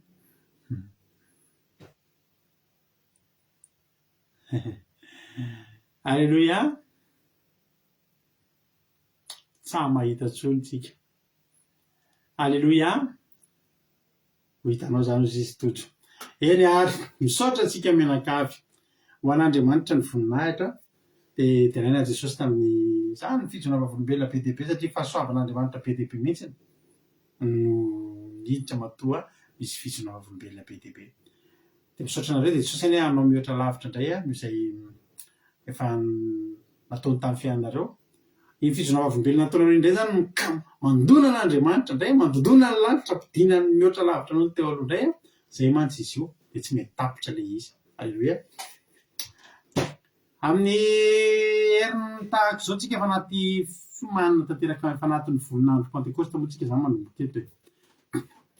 Ny Pentecoste tsika dia averina ihany amin'ny alahady heriny. Amin'ny alahady heriny Pentecoste tsika ao anaty Zoom manomboka amin'ny 10 maraina. Misy anareo nanaraka anaty Zoom, misy anareo nanomba avy aty atokantrano. Aleloia. Aty atokantranonay ankanisa taona ihany. Dia na ianareo izay ho avy na ianareo izay hanao Zoom dia tsara milaza mialoha. Aleloia. Izay ho avy zany dia rapitso ny fitenenanay hoe mba hoe ho avy. Aleloia. Mba hiomanana. Dia ny anaty Zoom indray dia amin'ny sabata heriny ianareo no miteny izay anatrika Pentecoste izay karaza Pentecoste miaraka aminay anaty Zoom zany amin'ny alahady 24 mai dia aleloia dia amin'ny sabata heriny no misoratra anarana dia omena lien ao anaty Zoom rehefa alahady Pentecoste amin'ny 24 mai manomboka amin'ny 10 ora maraina zany amin'ny 7 ora sasany dia efa lansena ny Zoom dia fampiarahaba kely sy fa amin'ny 10 maraina no ezahana hanomboka ny fitaom-bavaka. Zay dia tahiny tompo daholo tsika rehetra dia hiditra amin'ny toro-teny ary tsika. Tsy hijanona tsika fa dia hampandrotsika avy hatrany nabavintsika Aingodina Rodriguez ao Arabia Saoudite ny ainga ny toro-teny androany dia atao toa mety tsika fitenenana ary izy Aingodina Rodriguez anao ny fitenenana. Aleluia. Mankasitraka indrindra pastera na me fitenenana dia manona ny fitanan Jesosy ho amina fiankonanao ary koa antsika rehetra izay tonga manaraka izao mpandarana vavaka fiangonana izao dia faly tafaraka amintsika eto indray ny tena koriavina ny teny ety ary resaka fahasoavana lehibe koa ny mbola fafako mitondra ten'Andriamanitra amintsika ifampaherezana eto amin'ny teny ety dia raisara ny baibolinao ka ny teny alantsika fampiresana dia hitantsika izany ao amin'ny bokin'ny Exodosy. Exodosy toko fa 13 dia raisitsika ny 8:20 sy 7:20. Exodosy toko fa 13 dia ny 8:20 ka hatramin'ny 7:20. Mivaky ny teny amin'ny anaran'i Jesosy manao hoe: ary hoy Mosesy mba hampahitony voninahitra ao fa hoy kosa Jehovah, izao hampandalo ny fahatsarako rehetra eo anaty anao ka nonona ny anaran'Jehova eo anaty anao fa hiantro izay hiantrako ary hamindra fo amin'izay hamindrako fo. Aleloia, amen. Eny ry havana malala amin'ny alalan'izay teny fohifohy izay ny hitondrana fampaherezana amintsika amin'ny teny ity. Zava-dehibe tena hoe ity Mosesy ity izany dia nanana zavatra niavaka nangatana ary fantatsika tsara koa moa dia Mosesy nampiavaka azy koa dia ny amin'ny tranon'ilay fionana amin'ny Jehovah amin'ity toko fa 13 ity ihany any amin'ny 17 vakiako vetivetika amintsika ahoana moa izany mampiavaka Mosesy izany. Ny soramandy amin'ity teny ity dia manao hoe amin'ny anaran'i Jesosy: niny ianao Mosesy tamin'Andriamanitra sy ny naneken'Andriamanitra ny fangatana. Izany hoe tao amin'ilay toerana niona Mosesy tamin'Andriamanitra izany, tao izy izany nangatambavaka dia neken'Andriamanitra ny fangatana. Dia aiza moa izany toerana izany dia vakiantsika eo amin'ny 7 manao hoe: ary fanaon'ny Mosesy ny makarin'ny lay ka manorina azy eo ivelan'ny toby lavidavitra ary ny anarany nataony hoe ny tranon'ilay fihaonana. Ao izany ilay toerana izany ny mampiavaka Mosesy, mamela tranon'ilay izy lavidavitra ny toby. Izany hoe inona moa ny toby? Misy zavatra maro amin'izany hoe toby izany, misy zavatra maro be izany io e. Dia izay ilay nampiavaka azy tsy mifangaroharo teo izy fa lasa mihitsy izy nifindra na nitady toeran-kafa dia naka lavidavitra izany ary dia tena tsapany reny mihitsy izany fa ao no ahitany fanatrehan'Andriamanitra. Ary Jehovahandriamanitra koa dia tena tonga tao amin'ny toerana io ny atao izy tao fanatrehany eo amin'ny 1:20 hoe: ary Jehova niteny fanatrika tamin'ny Mosesy tahaka ny olona miresaka amin'ny sakaizany. Tahaka indray moa izany sakaiza? Olontiana nge izany ry havana malala e. Dia izany hoe izay izany ilay teny hoe miavaka mihitsy dia toetran'ny Mosesy ity ary dia nisy mihitsy moa izany ny fihaonana ny fanatrehan'Andriamanitra tamin'io fotoana io. Dia tao izy izany nangataka. Ka inona moa ilay zavatra nangatahany Mosesy tao? Dia ity hoe mba hampahitony voninahitra ao. Tena zava-dehibe. Ary tahaka izany koa Davida mpanjaka ry havana malala. Davida mpanjaka io koa dia nampiavaka anazy dia any amin'ny boky Salamo toko fa 7:20 dia ny 9:4 manao hoe: zavatra iray lozy nangataoko tamin'ny Jehovah, izany no ho tadiaviko dia nitoetra ho atran'i Jehovah amin'ny andro rehetra iainako mba ho faly mijery ny fahasoavan'i Jehovah sy mandinika ao ny tempoliny. Hafa mihitsy fangatahana reto mpanompon'Andriamanitra lehibe reto ny ray tary hoe mba hampahita ho voninahitra ao dia eto indray ny hoe hitoetra ho atran'i Jehovah amin'ny andro rehetra iainako. Dia tahaka izany koa Solomonina mpanjaka raha nangataka tamin'i Jehovah izy dia saina malady no nangatany. Inona moa ny dikan'ilay hoe saina malady? Hoe fo mihaino izany, mihaino an'izy, mihaino an'i Jehovah. Dia izaho koa ry havana tena hoe tsika koa inona moa izany manakana antsika tsy mba hangataka an'izany mba manao zavatra miavaka mihitsy ny amin'ny fangatahan'ny Jehovahandriamanitra, zavatra mahakasika an'Andriamanitra.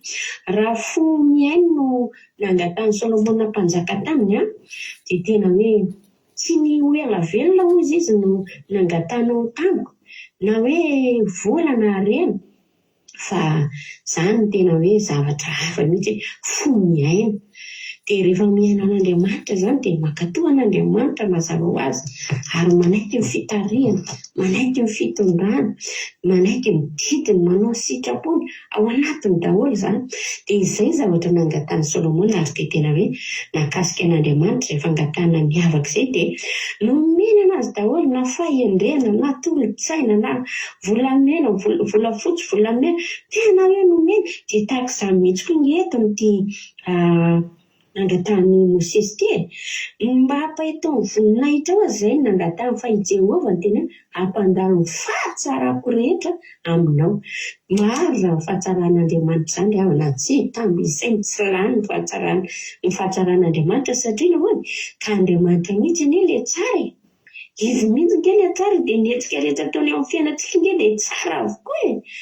Ary izao andeha koa tsika mba hangataka zavatra miavaka tahaka indray na ireo mihitsy ary nangatantsika hoe mba hampahitao ny voninahitra ao Andriamanitra na hoe omeo fo miaino zava-dehibe nge izany. Ary indrindra koa ny Davida hoe hitoetra ho atran'i Jehovah mandrakariva amin'ny andro rehetra iainako. Ireo dia ireo mpanompon'Andriamanitra lehibe ireo dia samy mitondra olona maro be firenena anie mety amin'ireo e. Fa izao ry havana malala tsy mora izany, betsaka ny ady lalovana ao anatin'izany rehetra, betsaka ny olona nazetena ao anatin'izany. Fa izao rehefa nangataka zavatra sa nangataka zavatra miavaka tamin'Andriamanitra ireo dia tena hoe ny Davida izany dia tsisy fahavalona nijanona teo alohan'ny Davida izany fa dia resy daholo. Ady firy moa lalovan'i Davida fa dia resy. Dia Solomona mpanjaka moa dia tena hoe nanana dia nanana, tena hoe nanana-karena, tena hoe nomena Andriamanitra azy daholo izay rehetra tokony nomena azy nefa fo miaino. Dia izay nao tahirizika antsika eo koa tsika mba hanao tahaka an'izany mba zavatra makasika an'Andriamanitra tahaka an'izany koa no angatantsika aminy. Hijorovavolombelona kely amintsika ry havana, nisy zanaka natako miasa ao Dubai tamin'ny 5 février teo izy mitonga ao ka ilay olona tena nanafatra anazy avy any Madagasikara izany rehefa tonga tao Dubai izy dia miraisin'ireo olona ireo satria izy nanafatra azy. Fa rehefa tonga tao fa tena tonga dia olona tena hoe tsy vita miara-miaina, olona ratsy fanahy, masika be, tena tsy hita hoe atahoana fa menina moa ilay zanaka natahako, tsy hoe menimenina fa nitaraina izany. Tsy vitako izy ity fa tsy maintsy hitady hevitra fa ahoana tena tsy vita. Ka rehefa sendra mitantaro ohatran'izany fa lahoana ianao vao mahariva ny andro manala an'izany ray andro izany ohatra manala ray volana ary manala ny ray volana ohatra ny herintaona nefa mikotoraha amin'io roa tao tsy vita te tadavina ndao hitady hevitra ahoana. Ina moa izany ny hevitra nantaniana daholo ny namany. Ka izay kokoa moa lendandeha rehefa voazana aho mitady vahaolana ny amin'ny olona aloha amin'ny hava dia izay vao tena hoe amin'ny Jehovah dia natsorana izany ny namana dia hoe sarotra be ny ao Dubai izany dia mivoaka tsisy taratasy ireny fa ny any izany ny lalana tena feno kamera eny arabe iny eny amin'ny poto reny izany feno kamera misy hevatra manodidina dia tena hoe voara-maso be mihitsy izany dia hoe tsisy hevitra dia zaho izy tsy vitako ty, tena tsy vitako ty. Tao izy 2 andro, sa 3 andro dia tonga amin'io izany dia tena tsy teny ilay madana fotsiny toto izao dia nafindra ny tany amin'ny zanany. Rehefa tonga tany amin'ilay zanavavy dia tovy ihany ny tetran'izy mianaka e, tovy ihany. Dia tany amin'ilay zanany indray izy teo amin'ny 2 andro teo, 2 andro sa 3 andro dia 2 andro dia nalefa ny tany amin'ny tadavan'ny olona. Dia tonga any amin'ilay tena patrony iasany amin'izao. Dia rehefa tonga tao an'io iasany io amin'izay izy dia tao indray dia mbola misy teatra be mihitsy koa ilay patron tena patron, mbola tovolahy kely izany vao nanambady vaingana kely dia ireo izany no tena patron fa mbola ho an'ny ray aman-drenin'ireo izy aloha miasa dia ao mahandro sakafo. Dia ilay ray aman-drenin'ilay tena patron io tia be an'io zanaka nadary teo amin'ny fomba fiasa. Izy ilay tena ravo be izy izany efa zatra ilay asa dia vovoka iny dia rehefa misy vahiny tonga ao dia dokatokafony be ao dia mahita ny fomba fiasana izany ilay vahiny dia lasa tia anazy dia hoe miresaka ao ambadika izany zareo dia mandokandoka be anazy ilay ramatoa dia izao ry havana malala. Ino ny hevitra ho izy fa ilay patron ilay tena patron izany masika be koa dia rehefa mahita anazy izy ilay patron koatr'ireny aminay tsy reny mihitsy izy mipoziny masika be dia nisy fotoana izy efa teneno fialako ny tamaina eo ianao dia ohatrany hoe tsisy nenena zavatra hainy izany nefany dia olona efa niasa fifotoana taty Saodia dia izao ry havana malala nampiareziko anazy tia zavatra nangatahany Mosesy tia ozy mantsy zanako hitanao matoa ianao tonga any dia sitrapon'Andriamanitra mihitsy io ary izy mitantana anao satria tsy nisy olana mihitsy nandananao nakany fa nisosa tsara daholo ny fandaminana rehetra dia ahoana ianao no ariny amin'ny atsasan-dalana amanana finoana fa vavaka foana fa izay ihany no vahaolana amin'io miovy eo ireo dia mivavaka dia ozy natao ifadianina ozy izy amin'ny zoma dia izany tena hoe ianao manjana ao anaty fifadikanao ianao aza mitany aza variana mangataka zavatra fa izao ataonao misaorana Andriamanitra tasa daholo ireo mifanokafa ny lalana natonga no tonga tany misaorana azy mbola tavavoaka Madagasikara izy dia izao izao tena ataonao tombavaka hoe Jehovah mba hampahay tao voninahitra ao tia tena Andriamanitra ity izany mampahiresika azy ianao izy dia hosorositra ho fahitako ity izay ihany angatahana fa fisaorana dia fifonana izay izany ataonao ianao izy fa tena hoe voninahitra ho an'Andriamanitra ry havana malala fa afaka tao aoriana iny tsy haiko firy androny iny dia izy moa misy Etiopiana miaraka miasa aminazy ao dia io koa mbola nanao tetra tsy zaka taminy tamin'izy vao tonga tao fa izao tena hoe rehefa miseho aminao voninahitran'Andriamanitra tapitapika eo izany vehivavy ilay nama miara-miasa anazy io dia nanome vola anazy hoe tiany ianao tia nikadoanao dia gaga be izy dia hoe fa ahoana dia ka meko anao fotsiny iny dia niraisiny dia volana efa tsy kely dia avy eo koa ilay patron masika be io ilay hoe fialako ianao lasa tsy miteny intsony fa niova dia lasa niarahaba anazy dia ny patron indray lasa miarahaba anazy foana dia tena nahavariana izy nareo mipasoka ny akanjon'ny patron izy dia maina ilay akanjo fotsy lava be reny sady no anankiroa fa tsy bety izy na kely ary fa tena hoe izany ilay havana ilay simboly voninahitran'Andriamanitra ary teto tamin'ny teny vakitsika teto hoe izao ampandany fahatsarako rehetra eo anatrianao dia tena hoe ampandalovon'Andriamanitra amin'ny lafiny rehetra io ka dia aokontsika hangataka zavatra miavaka mahakasika an'Andriamanitra ihany koa dia mba ho hanehoan'ny voninahitra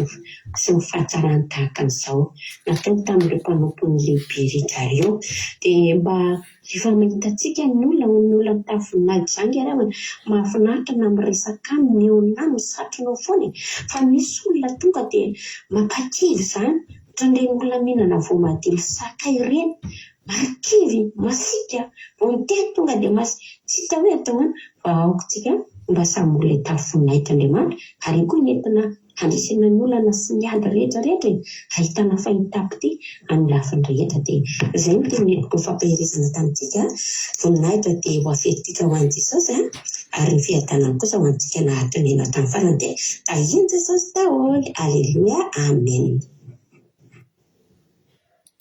Aleluia, tena mamy be ilay toriteny ankasitraka raha nabavangina Rodriguez tsara be ny toriteny dia Andriamanitra manangam-pahasoavana malifitianao dia mitongotra sy fahasoavana hatrany dia mahireza foana amin'ny asan'ny tompo raha nabavangina Rodriguez. Misaotranareo ihany koa mampahery azy amin'ny fankasitrahana izay ataonareo fa mampahery an'izareo ny fankasitrahana izay ataontsika ireny. Aleluia, mamaky ten'Andriamanitra isika.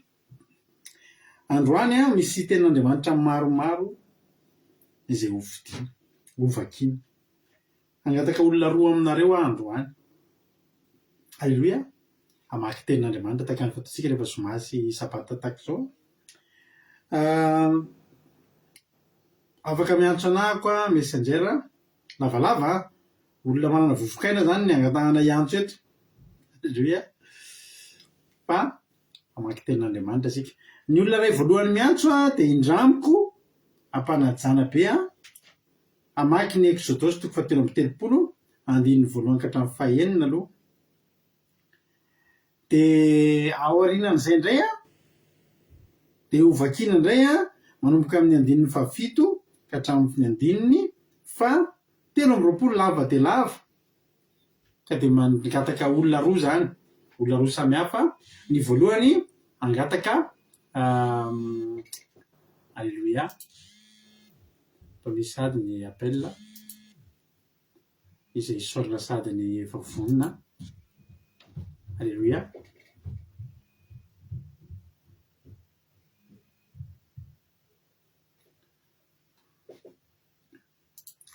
Tsy ny abotira le appel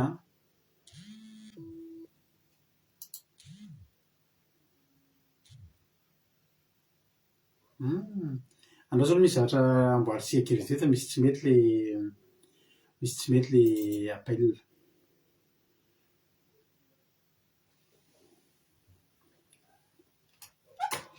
Ao ary mialatsiny taminareo izay niantso voalohany teo fa tsy nety tafiditra noho ny antony manokana fa efa misy tafiditra izy zao dia andao ampandrosotsika ary raha navavintsika iaina izy no amaky ny vakiteny voalohany efa ndraisiny zanam-baviana ve ny verset zafady. Tainto paster Exodosy 7:30-7:1 paster azafady. Ny tompoko. Exodosy 7:30-1 ka hatramin'ny 9 aloha ny vakitsika voalohany.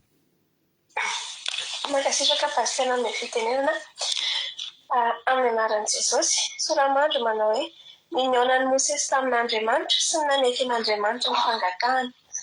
Ary Jehovah niteny tamin'i Mosesy hoe mandehana miakatra hiala aty ianao sy ny firenena izay nentinao, miakatra avy tany amin'ny tany Egipta, ho any amin'ny tany izay nianako tamin'ny Abrahama sy Isaka ary Jakoba hoe ny taranakao no omeko azy.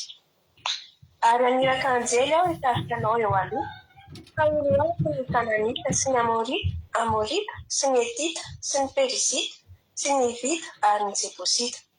Eo amin'izay tany nitondra tronony sy tantely, nefa tsy hiara-miakatra aminao aho, satria olona mafiatika ianao. Mpandrao handringana anao eny an-dalanao. Ary rehefa haren'ny olona izany teny mampahory izany, dia nanjo rehetra izy, ka tsy nisy olona niravaka intsony. Ary hoy Jehovah tamin'i Mosesy, lazao amin'ny zanak'Israely hoe ianareo dia olona mafiatika, koa raha hiara-miakatra aminao aho, raha dia indray mifimaso aza dia handringana anao aho. Ho ankehitriny, esory ny firavakao hiala aminao, mba ho fantatra izay ataoko aminao. Ary ny zanak'Israely dia nalala ny firavany hatreo an-tendrombohitra Horeba. Ary fanaon'i Mosesy no maka ny lay ka manorina azy hatreo ihany aloha mankasitraka indrindra ny zadry iaintsika fanatin'izay famakiana teny voalohany izay. Andriamanitra manakaiky sao nany maro fitianao dia mitombositra dia mitombo fa soavana hatrany arana-baviaina. Alleluia. Apitra olona iray manaraka tsika izay amaky ny 7 ka hatramin'ny 7 indray. 7 ka hatramin'ny 7 indray zany no vakiana lavalava izy ity misaotra ny zandry aina dia metsika fitenenana ihany koa zandry tojo. Inona ary afaka vakianao ary ve ny ten'Andriamanitra tojo azafady. Misaotra indrindra. Misaotra pastera mankasitraka nanome fitenenana. Exodosy 7:30 7 ka hatramin'ny 7:20. Ny Soramandry vakitsika amin'ny anaran'i Jesosy ny niaonan'i Mosesy tamin'Andriamanitra sy naneken'Andriamanitra ny fangatahany. 7 Ary fanao Mosesy ny maka ny lay ka manorina azy eo ivelan'ny toby lavidavitra. Ary ny anarany dia nataony hoe ny tranolay fionana. Ary izay rehetra nitady an'i Jehovah dia nivoaka ho eny amin'ny tranolay fionana izay teo ivelan'ny toby. Ary raha nivoaka eo amin'ny lay Mosesy dia nitsangana ny olona rehetra ka samy mijanona teo anoloan'ny varavaran'ilay ny avy. Dia nitazana Mosesy mandra-patongany eo amin'ilay. Ary raha niditra tao amin'ilay Mosesy dia nidina ny andraona ka nijanona teo anoloan'ny varavaran'ilay. Ary Jehovah dia miresaka tamin'i Mosesy. Ary hitan'ny olona rehetra ny andro raona nijanona teo anoloan'ny varavaran'ilay dia nitsangana ny olona rehetra ka samy niankohoka teo anoloan'ny varavaran'ilay ny avy. Ary Jehova ny teny ny fanatrika tamin'i Mosesy tahaka ny olona miresaka amin'ny sakaizany. Ary niverina nakeo amin'ny toby izy fa ny mpanompony dia Josoa zatovo zanaky Nona tsy niala tamin'ilay. Ary hoy Mosesy tamin'i Jehova, indro fa ianao milaza amiko hoe ento miakatra ity firenena ity ary ianao tsy mbola nampafantatra izay irainao hiaraka amiko. Kanefa ianao efa nilaza hoe mahalala anao tokoa aho ary efa nahita fity eo masoko koa ianao. Koa ankehitriny raha nahita fity eo masonao aho dia ampahafantaro ny lalanao, hahalalako anao mba hitako fity eo masonao ary hevery fa olonao ity firenena ity. Dia hoy izy, nitavako no andeha dia anomeanao fitsaranao. Fa hoy Mosesy taminy, raha tsy andeha ny tavanao dia aza mitondra anay hiakatra hiala aty. Fa inona nefa no ahafantarana fa nahita fity eo masonao izao sy ny olonao? Moa tsy amin'ny andehananao miaraka aminay va? Dia ho voavaka amin'ny firenena rehetra ambonin'ny tany izay, dia izao sy ny olonao. Ary hoy Jehova tamin'i Mosesy, itony zavatra lazainao izao dia ataoko koa fa nahita fity eo masoko ianao ary mahalala anao tokoa aho. Ary hoy Mosesy, mba hampahitao ny voninahitra aho. Fa hoy kosa Jehova, izao hampandalo ny fahatsarako rehetra eo anatrehanao ka hanonona ny anaran'i Jehova eo anatrehanao. Fa hianatra izay antrako aho ary mindra fo amin'izay amindrako fo. Ary koa izy, tsy mahazo mahita ny tavako ianao fa tsy misy olona mahita tao velona. Dia hoy Jehova, indro misy toerana eto anilako dia hijanona eo ambonin'ny harambato ianao. Koa raha mandalo ny voninahitro dia ataoko eo antsefaky ny harambato ianao ka hosaronako ny tanako ianao mandra-pandalo. Dia anaisotra ny tanako aho ka ahita ny voko ianao fa ny tavako tsy ho hitanao. Aleloia, amen. Aleloia be a, mankasitraka indrindra anao raha tojo tanatin'izay famakiteny mahafinaritra be zay sady misosa tsara mihitsy vakytenareo manomena dava dia mankasitraka Jesosy sy amaly fity. Tsy maintsy indramako anareo ny vakina zay verset lavalava anankiroa zay satria ilaysika amin'ny famelabelarana ireo tenireo. Raha nangataka Mosesy ry avara-malala nanao hoe mampahitao ny voninahitra ao aho. Dia zao ny zavatra nitranga talohan'io ilay vakitsika tao amin'ny 17 talohan'io any amin'ny Exodosy toko fa 2:30 alohan'io fa 13 zany dia fantatritsika tsara ny zavatra nataon'ny zanak'Israely. Fa nanao inona zareo? Nanao sampy izay tena mahasarym-piaro an'Andriamanitra ny fanompoan-tsampy, nefa dia nanao an'ilay omby lahy kely volamena ny zanak'Israely. Rehefa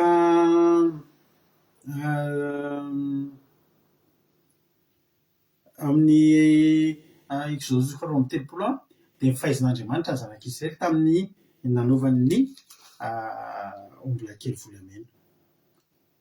Zavatra ngezabe nefa nandehanan'ny Mosesy tena tendrombohitra dia niaka ny didy avy amin'Andriamanitra.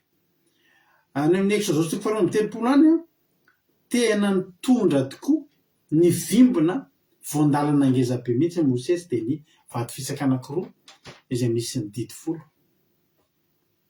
izay voalaza hoe vavolombelon'Andriamanitra. Teny vavolombelona fa ny vakivakiny no ny fahatezerana. Tao aorianan'io dia zao mba tenin'Andriamanitra tamin'ny zanak'Israely, tsy handalo eo aminareo intsony. Raha handalo eo izy Jehova dia manjary mandrinka anao. Zany hoe nitondra inona teo amin'Andriamanitra sy ny zanak'Israely ny omby lahy kely volamena? Nitondra fifanalavirana, nitondra fisarahana. Aleluia.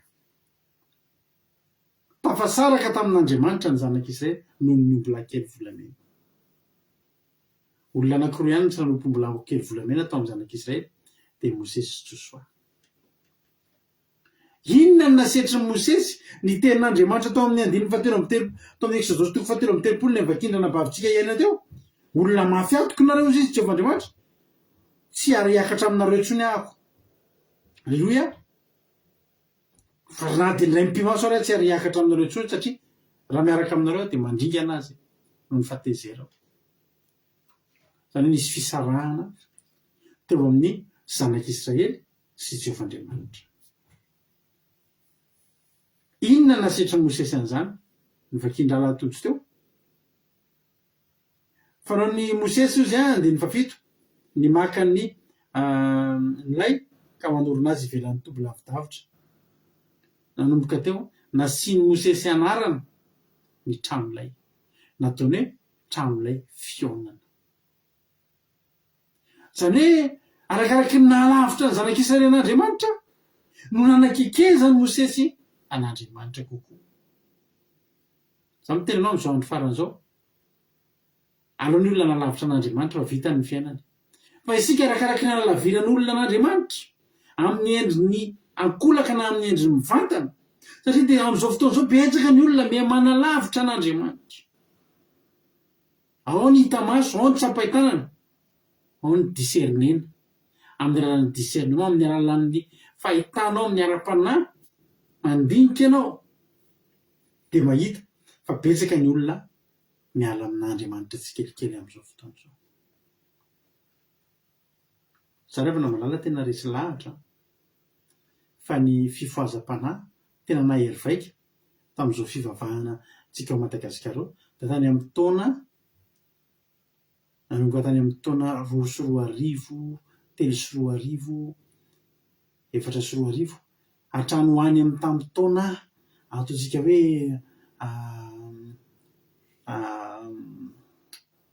tany amin'ny 2012 tamin'any fandiniako 2010 tena hoe nahery vaika ny fifoazam-panahy. Ary tena nampanompo an'Andriamanitra rehetra tamin'izany, dia tena nanompo an'Andriamanitra tsy amin'ny filan-javatra, nanompo an'Andriamanitra tsy amin'ny fifaninanana, nanompo an'Andriamanitra tsy amin'ny fijerena olona, nanompo an'Andriamanitra tsy amin'ny tanjona hafa, fa tena nyrehatra tamin'ny fitiavana an'Andriamanitra. Zay reo fandiniako fandiniako zay. Tsy be fetsiketsehana zany, fa tena hoe mitady an'Andriamanitra. Amin'izao andro iainantsika izao ry havana, araka ny teniko taminareo hoe raha amin'izao fotoana izao ianao mbola tafajoro, atao voka-dongeza be ao amin'ny fiainanao, efa pahasoavan'Andriamanitra be raisinao. Amin'izao ianao 2026, volana Mai 2026, fa ianao mbola tia an'Andriamanitra. Raha izy tena hoe zany ny kadongeza indrindra sy vanim-bavaka lehibe indrindra misy soran'Andriamanitra ianao, raha amin'izao taona 2026 volana Mai amin'ny sasasasaka ny taona 2026 mbola tia an'Andriamanitra ianao, mbola toritory fo ianao, mbola mangetahety ianao, mbola tena mitandrina ny fahamarinana ianao, mbola mitandrina ny fahamasinana ianao. Alleloia. Hoavy ny andro mafana, hoavy zao ny andro mafana ty andafy, ary rehefa ete aty dia tena ete, fa tsy ho hitanao anao fandarana eto ka anao débardeur raha jerakoty salango. Ary na mbasa mandeha hiala sasatra taka ny olona ihany, tsy ahitana anao kilaoty fohy sy débardeur ianao. Zay zany tena tsako manome toky anao an'izany. Satria nahoana? Satria tsika mitandrina fahamasina, satria tsika tena hiezaka mbola hitia an'Andriamanitra taka antsika mbola tsy nanana n'inona. Alleloia. Matetika mantsy ry havana malala amin'ny fizahanttoetra dia izao rehefa mbola sahirana ny olona, tsy manana na inona na inona, tsy afaka miseho na inona na inona, dia tahaka ny hoe manam-pahamasinana daholo ny olona rehetra.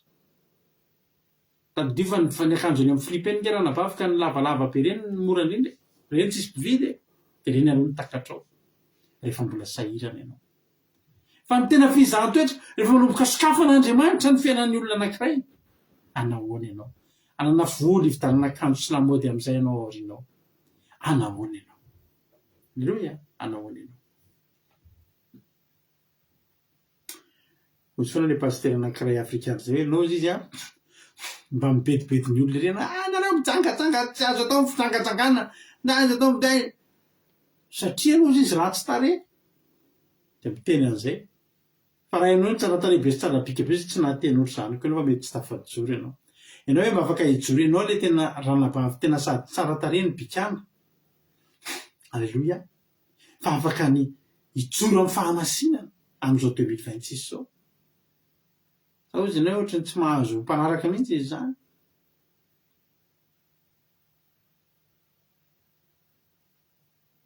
Arakaraky ny nanalaviran'ny an'Andriamanitra ny zanak'Israely no nanapahany Mosesy hevitra vome anakekezany kokoa nasiany anarana mihitsy ny tranolay nataondray tranolay fionany ty tsy tranolay tsotsolo ty fa tena tranolay fionany. Inona koa ny zavatra nitranga?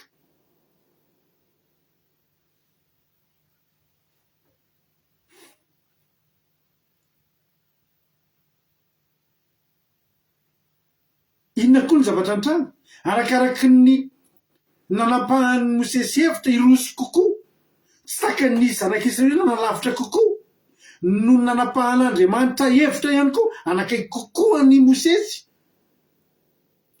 takany nanalavirany kokoa ny zanak'Israely. Inona ny zavatra nitranga? Nanomboka teo rehefa mivavaka indray Mosesy ao amin'ny tranolay fionana dia misy andraona eo ambony ny tranolay fionana. Niporofon'Andriamanitra ny présence ny ravana, noporofon'Andriamanitra ravana malala ny fanatreha, noporofony bebe kokoa ny fanatreha. Alleluia.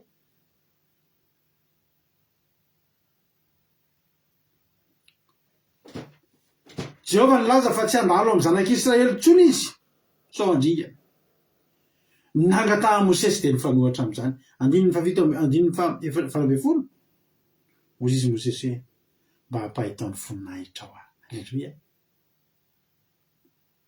Ozy Jehovah nivana tamin'ny zanak'Israely tsy ahita an'izany tsony nareo amiko fandringanana sisa misy ravila fa i Mosesy ny teny za Jehovah hampahitany voninahitra ao aho. Alleluia. Hoy koa Jehovah tsy nisalasala tamin'ny Mosesy za hampandalo fahatsarako rehetra eo anatrehanao. Alleluia.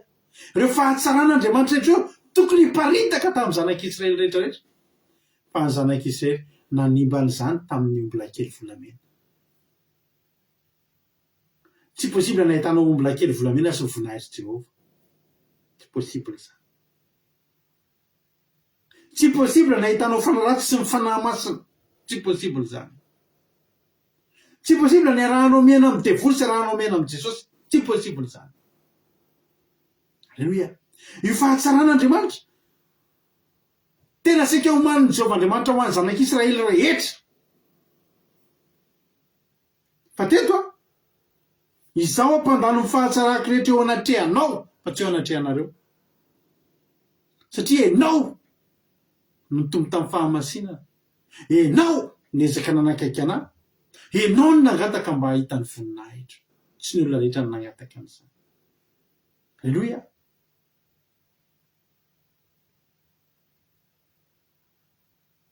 Tena ngesangeravana zany hoe ampahitan'Andriamanitra za hampandalo ny fahatsarako rehetra. Za tena mitsodrano anao. Alleluia. Tena tsofoky rano ianao ranabavy sy rahalahy. Jehovah ne hampandalo ny fahatsarany rehetra eo amin'ny fiainanao ihany. Amen. Jehovah Andriamanitra ne hampandalo ny fahatsarany rehetra eo aminao ihany.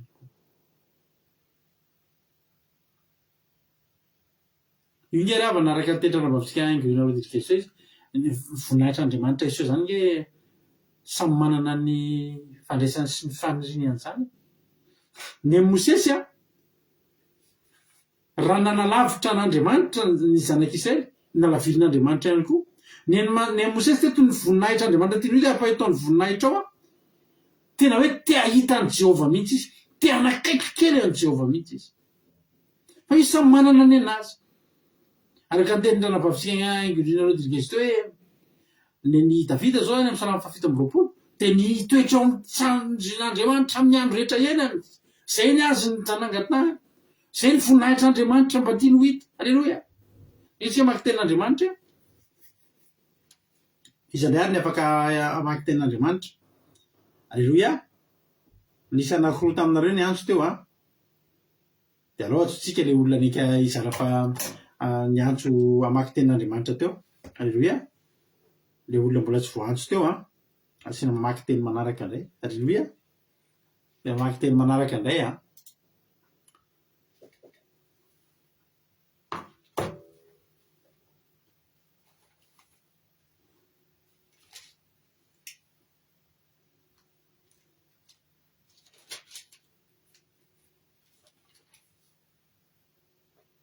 tsy mamaly izy a tsy tratrantsy izy le anankiray ny antso manaraka farany teo a moatsotsika zao amaky ten'andriamanitra eo amin'ny bokyny joela toko faharoa andiny faharaiky amby roapolo ka hatramin'ny fafito amby roapolo no vakiana izay voantso ianareo izay voantso eo tsika moa de olona vonina mandrakariva de angatantsika raha nambatsika angidiana rodriguez a amaky ny ten'andriamanitra eo amin'ny bokyny joela toko faharoa andiny faharaiky amby roapolo hatramin'ny fafito amby roapolo joela toko faharoa andiny faharaiky amby roapolo hatramin'ny fafito amby roapolo rehefa hitan'zany de tsika fotoana izy hitady kely an'izay a satria joela tsy inona tsy akaiky ny salamy koa fa mbola ria lavilavitra ry de metsika fiteninana izy rehefa hitany a izay raha efa vonina ary raha vao vonina fotsiny anao de efa afaka miteny raha nampavaingidina rodriguez a misaotra meloa Pasteur midasy kely vetivety joela toko fafiry izy teo joela toko faharoa andiny faharaiky amby roapolo ka hatramin'ny fafito amby roapolo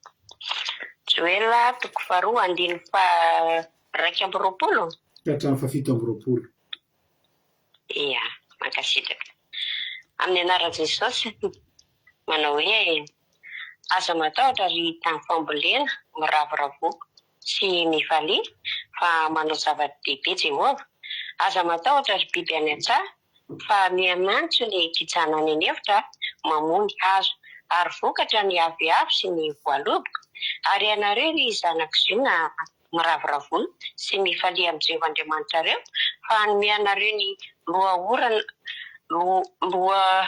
lohaorana oniny izy dia andatsaka ny ranorana mivatravatra ho anareo eny lohaorana sy ny farahorana aloha dia ho feno vary ny famolona ary ohatra ny vata famafazana ny divay sy ny diloilo ary onerako anareo ilay taona ho an'ny valala dia ny korahika sy ny sopanga ary ny gijeja izay miaramilako betsaka nalefako hamely anareo ary inany anareo ka ho voky dia hiderany anaran'i Jehovahandriamanitra reo fa mahagaga ny fitondrany anareo ary tsy homenatra mandrakizay ny oroko dia ho fantatrareo fa ao avovoan'ny Israely aho ary izao Jehovahandriamanitra reo fa tsy misy ary tsy homenatra mandrakizay ny oroko. Aleloia, amen.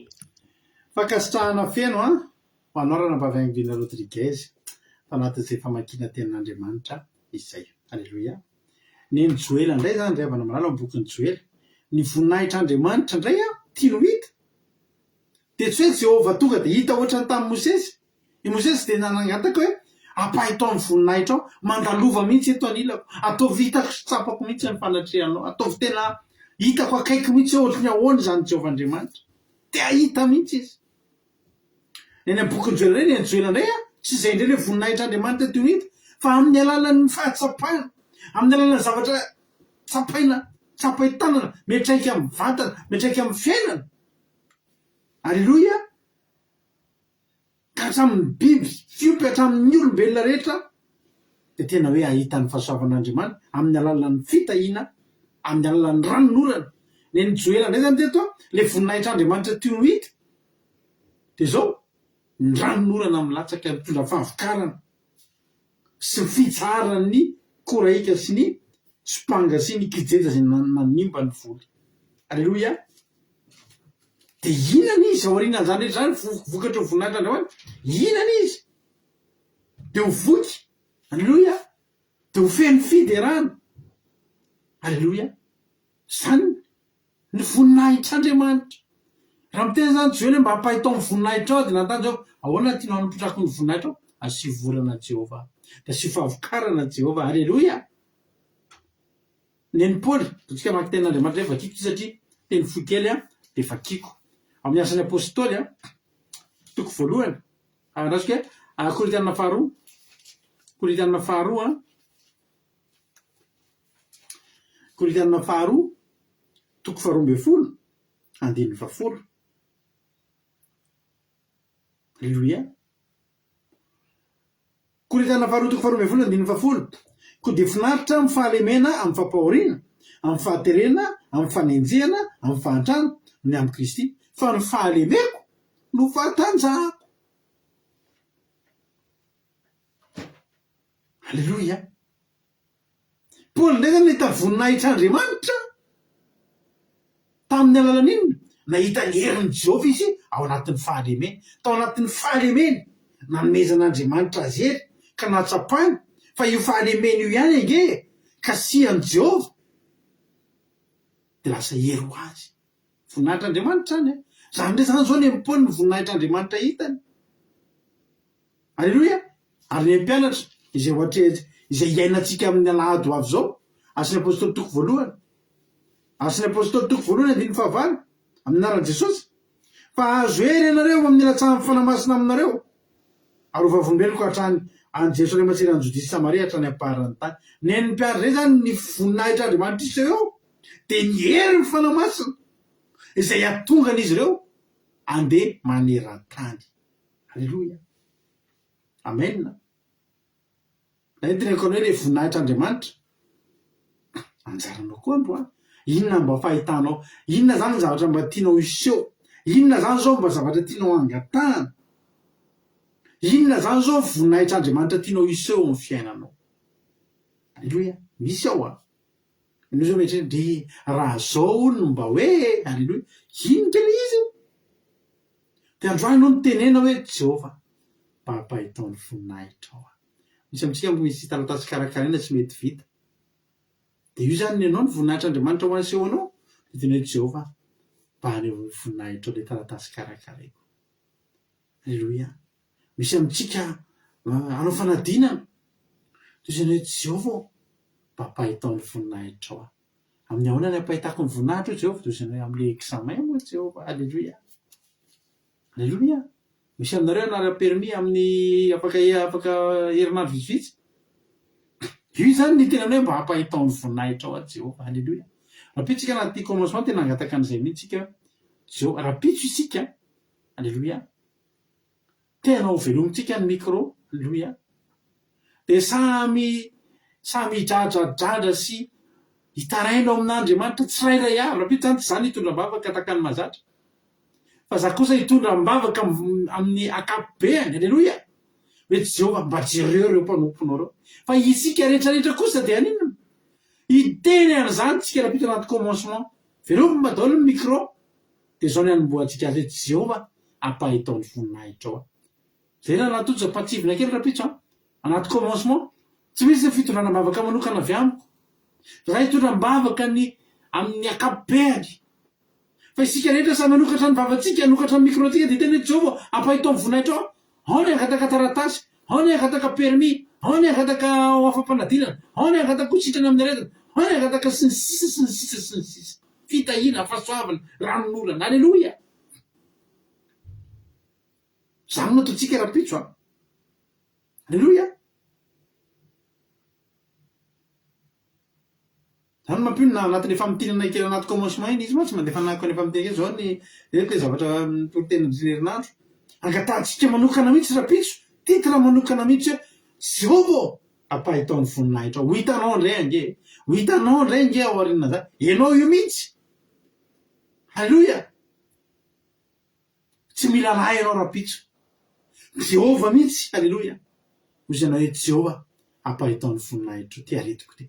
Misy aretina zany ianao mbola tsy fantatra akory hoe manana an'io aretina io ianao. Fa ianao sy Jehovah mihitsy le rapitso. Zao ny tena hoe Jehovah hampahitao ny voninahitra ao ty ekipoko marary ty. Alleloia. Jehovah hampahitao ny voninahitra ao ny foko tsy mety milamina manam-piadana ty. Jehovah hampahitao ny voninahitra ao ny compte bancaire koa fa tena ohatra mijalijaly mihitsy izy ao. Mbola vao le 15 androany mijalijaly izy ao Jehovah. Alleloia. Hozy ny hampahitao ny voninahitra ao Jehovah amin'ity Pentecoste ty. Tena ho vita batisa amin'ny fanamasina. Mbola tsy miteny tamin'ny teny tsy fantatra mihitsy ahako. Alleloia. Rapitso anao angataka an'izany. Alleloia. Toy antsika ny ten'Andriamanitra. Inona ny zavatra nitranga? Alleloia.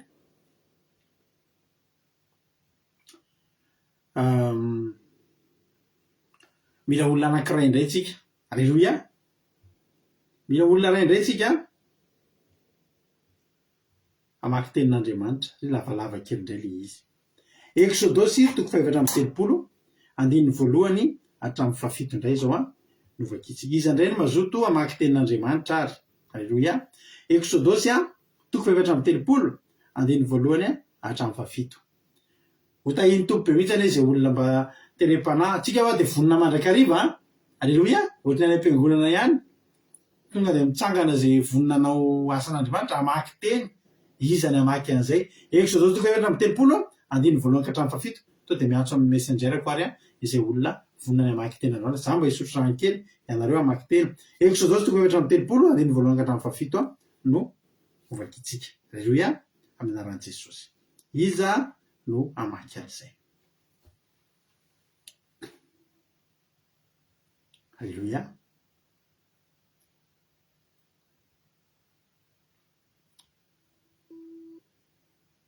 Alleluia. Efa misy vonina. Ndoatra de mentsika fitenenana avy hatrany ary. Ranavavy Lovely.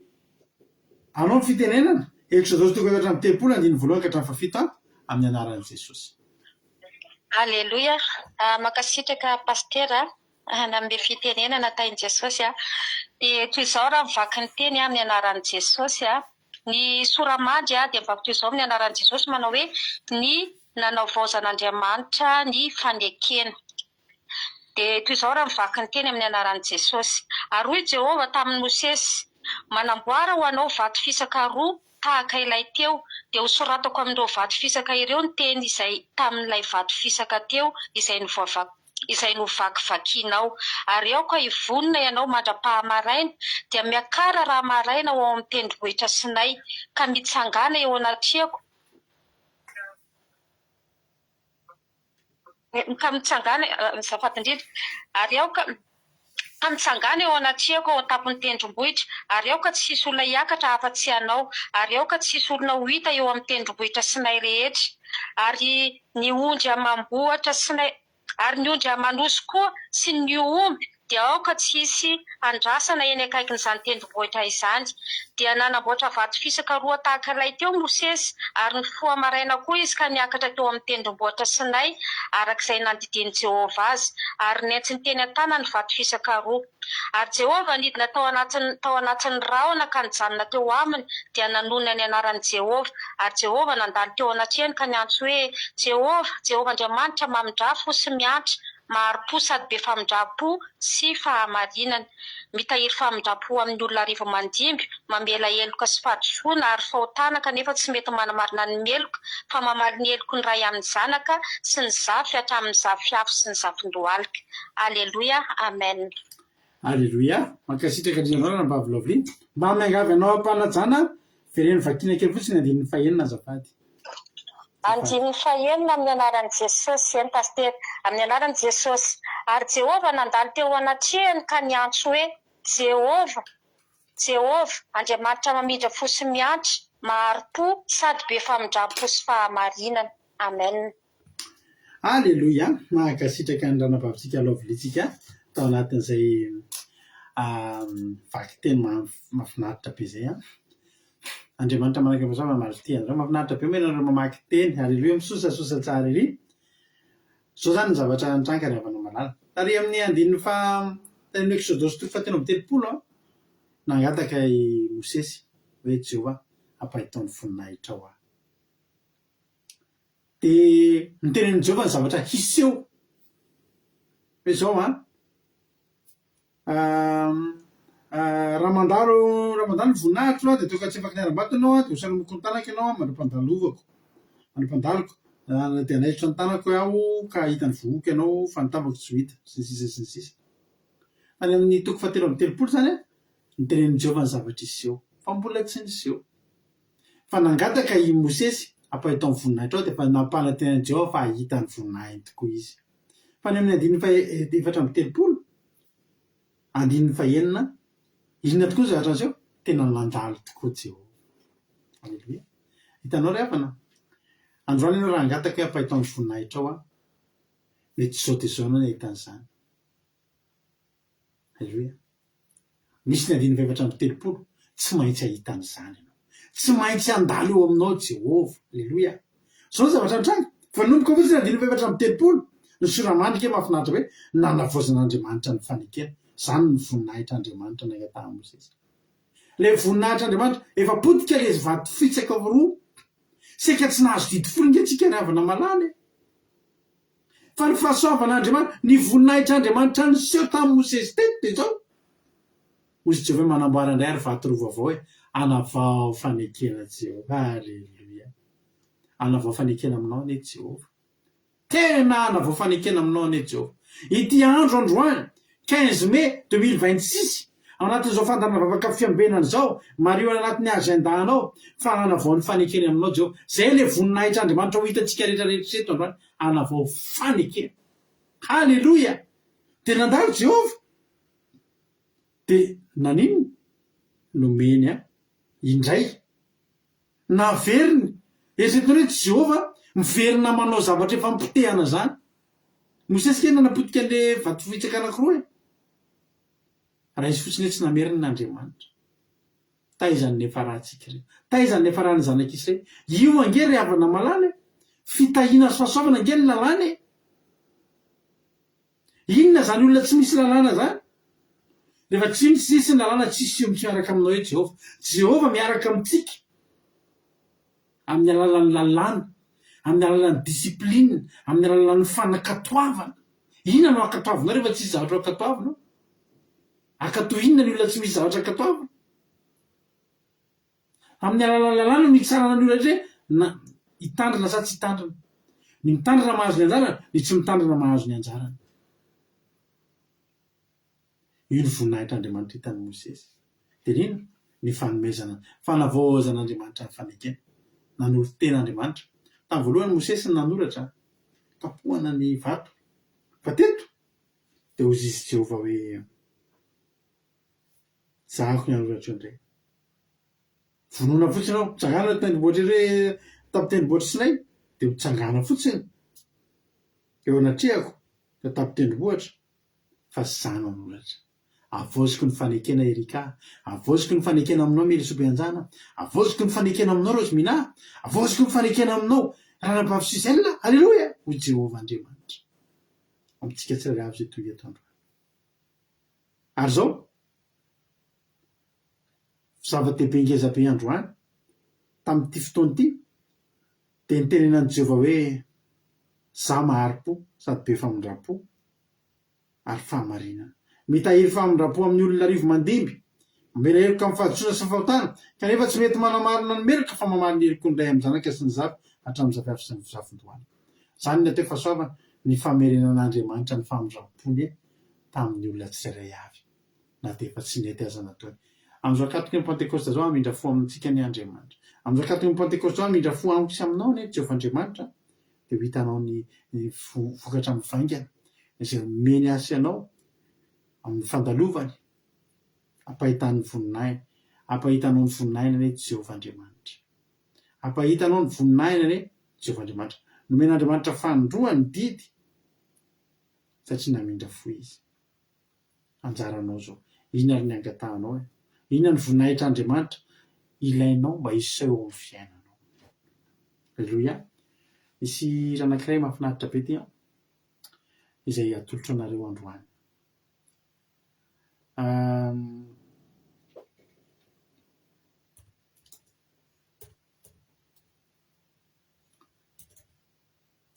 Ila amin'ny teny anglisy izy ty ila amin'ny teny anglisy izy ty de atolotra anareo mpitiavana be. Raha eo moa ny zokintsika marina tiana mety afaka amin'ny ambangovangony fotsiny zoky marina tiana, afaka mandika kely ny teny fotsiny amin'ny ambangovangony fotsiny. Tsy voatery izy rehetra le toy ny kotsy lava be ary tsy sarotra. Fa zao fotsiny le teny manao hoe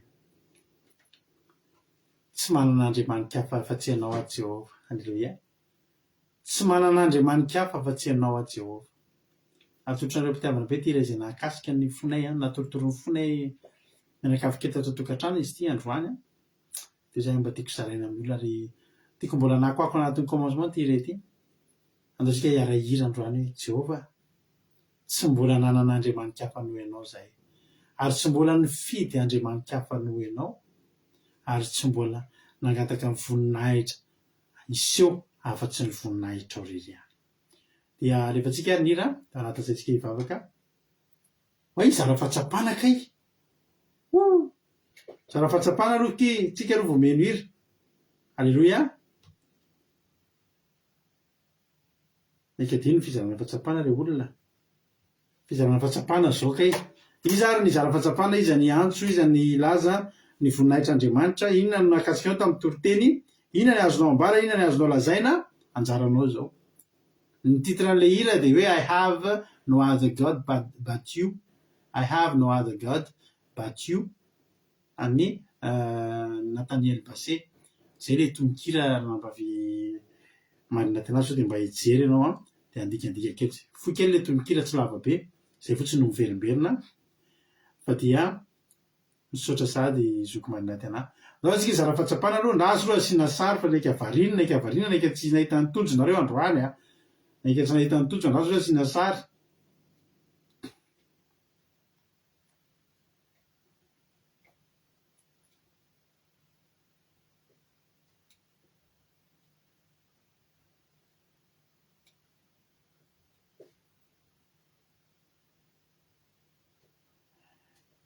Alleluia. Andao ary rehefa ao ary raha tojo mihinanao avy hatrany ny fitenenana, inona ny azonao ambara, inona ny azonao lazaina, anao fitenenana. Tain'i Jesosy tsika rehetra dia misorabetsaka paserana amin'ny fitenenana dia mankasitraka be dia be anareo mianadata amin'ny toriteny fa nakasika sady nampahery tena nahitana zany hoe ai ny voninahitr'Andriamanitra tena misy isan-karazany be ny Paoly aza hoe ny fahalemeko ny fahatanjahako satria ao anatin'ilay fahalemena iny izay kitian'Andriamanitra kely ny fahalemena iny na fahaterena na fahantrana lasa mivadika voninahitr'Andriamanitra.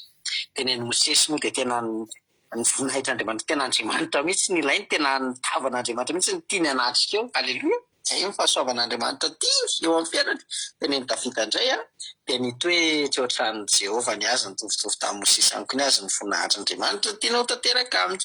Dia neny Joela moa dia resaka fitahinany azy, orana ho avy, loha orana, fara orana, satria tena ilainy tokoa zany. Izany ny fahasoavany eo amin'ny fiainany. Alleluia. Zany ny voninahitran'Andriamanitra tianao tanteraka eo amin'ny fiainany. Dia zay zany tena nahakasikina hoe nenako misy fahasoavan'Andriamanitra, voninahitran'Andriamanitra tiako tanteraka amin'ny fiainako dia Andriamanitra nefa hanatanteraka azy.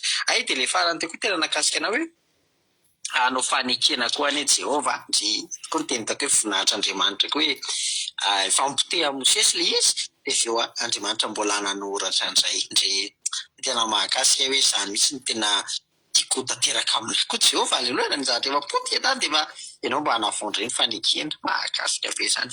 Dia tain'i Jesosy taolontsika rehetra. Alleluia. Mahakasitraka indrindranao raha latojo anatin'izay fizarana fahatsapana mamy be zay dia Andriamanitra mananke-pahasoavana maro fitianao mitombositra sy fahasoavana hatrany, mahereza foana amin'ny asan'ny tompo raha latojo. Ndao raha tsika piditra olona fa manaraka indray iza moa zany ny zara fahatsapana fahandroana eto fa tsy ny tompona toriteny ihany. Alleluia. Ny tompona toriteny ihany ny verina anao tapody foy raha nampavaingina Rodriguez, inona indray ary ny azonao ambara, anao ny fitenenana. Mankasitraka indrindra pasitera na amin'ny fitenenana dia mankasitraka anao koa tamin'ny fiamelabelarana. Ny zavatra tena nakasika anahy dia le hoe betsaka zany no afaka isehon'ny voninahitran'Andriamanitra eo. Ny takan'ny Joela zao dia le hoe nangataka izy ny amin'ny ranonorana, ny amin'ny hoe tonga afahavokatra ny amin'ny vokatra zany. Dia ny Mosesy moa dia vahiny hoe nampahita ny voninahitra ao iny dia tena nakasika nandona fo be mihitsy le hoe Jehovah ny teny tamin'i Mosesy hoe zaho mpandalo ny fahatsarako rehetra ho anao.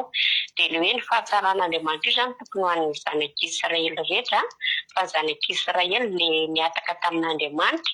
Fa i Mosesy kosa nefa dia niezaka nitady an'Andriamanitra tao amin'ny tranon'ilay fihaonana, alena sy ny anarana mihitsy ny tranon'ilay hoe tranon'ilay fihaonana. Dia tena seho tokoa ny voninahitran'Andriamanitra satria dia nidina tao ny andro vahona. Dia tsika koa zany dia le fanentanana pasitera teo hoe inona zany no voninahitran'Andriamanitra fa tiatsika iseho amin'ny fiainantsika dia samy manana izay daholo ngamba fa dia izay no tena nakasika pastera dia mankasitraka indrindra tahiny Jesosy. Alleluia, amen. Alleluia, mankasitraka indrindra anao raha mba vaingidina Rodriguez. Andriamanitra manakireo pasaona any amin'ny fitianao dia mitombositra sy fahasoavana hatrany dia mahereza foana amin'ny asan'ny tompo. Alleluia. Mirapitra ho lafa indraytsika izara fahatsapana manaraka. Alleluia. Ka raha ohatra efa ao izy dia ometsika fitenenana, raha mbola tsy ao izy dia tsy ometsika fitenenana. Raha tsy efa ao izy tsy ometsika fitenenana.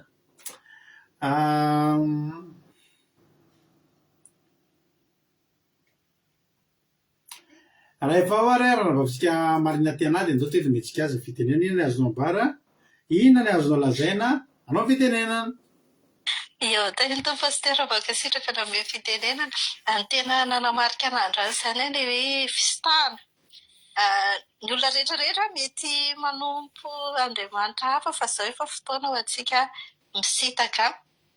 Dia nefa antsika na misitaka ary dia ohatrany hoe fahatsapako an'ilay izy zany satria nisitaky Mosesy nanao any an-tranonay nisitaka izy dia teo eo zany Andriamanitra fa tsy nanakana azy koa zany hivavaka ho an'ny hafa mba ho tonga koa zany dia rehefa avy eo naverin'Andriamanitra ihany ny voninahiny ho an'ny rehetrarehetra dia ny fahasamihafan'ny voninahitra iny koa moa zany efa nitenen'izany totojo teo hoe tena ohatrany hoe arakaraky ny olona dia arakaraky ny zavatra ilaitsika no voninahitr'Andriamanitra miseho antsika iny zany ny fiteboka faharoa ohatrany hoe ny Paul zao dia teo amin'ny ohatrany hoe fanasitranana ny mpianatra eo amin'ny fanahy masina fa arakaraky ny zavatra ilaitsika ny fiseho voninahitr'Andriamanitra tsika zany dia io moa hoe angatahana rapitra dia izay anankiroa izay no tena nanamarika anahy. Ankoatr'izay le sarisary teny ohatra hoe ohatrany hoe misy sary teny zany dia mifandray amin'iny ny fisehoan'ny aonareo fitenenana zany ny okey ohatrany hoe eny alohatan'izay anankiroa izay fa tsy tamivokako rehefa tahiny tompo pastera. Ao ary tahiny tompo dia mahereza foana dia Andriamanitra manakireo pasaona any amin'ny fitianao dia mitombositra sy fahasoavana hatrany mahereza foana amin'ny asan'ny tompo ranabavy marina tiana. Mbola misy izara fahatsapana ao. Alleluia. Nao mpanzosika indray ary ny anabavintsika manaraka izara fahatsapana manaraka. Alleluia. Izy indray ary ny izara fahatsapana manaraka izy moa fa tsy ranabavintsika Erika. Alleluia. Erika ihany ty tahiny tompo ary Erika. Inona ny azonao ambara, inona ny azonao lazaina anao fitenenana. Tampomeko pastera. So pastera dia manapitaka name fitenenana dia tahiny Jesosy daholo kotsika rehetra dia manaraka n'izao vaovaka-fitenenana izao indray dia miarabantsika sahady natratra sasafika tamin'masina izao. Efa voalaza teo daholo moa fa tia namafy telo fotsiny hoe teto misy fidarana telo mihitsy ny fijeriko azy. Voalohany indrindra aloha hoe ampahitao ny voninahitra ao. Dia ampahitao ny voninahitra ao zany dia tena araka ny tenin'ny ravavy Zoky Ainginiriny tamin'ny toriteny teo dia maro be ny mpanompon'Andriamanitra ngeza napahitana Andriamanitra ny voninahiny. Mosesy zao dia nangataka amin'ny hoe apahitao ny voninahiny. Dia Davida koa nangataka amin'izany hoe te hipetra ao an-tranon'i Jehovah amin'ny andro rehetra sisa iainana izy dia tahaka Solomona koa zao napahitana Andriamanitra ny voninahiny satria nangataka zavatra tsara dia ny fahendreny fo malady fo mahay miaino. Io zany ilay nanakasika anazy hoe fo malady fo mahay miaino dia Mosesy koa teto nangataka ny voninahitr'Andriamanitra fa tsy hoe nangataka hoe zavatra hafa izy fa zavatra tena tsara sy ngeza zany nangatana. Dia tahaka izany koa Joela nangataka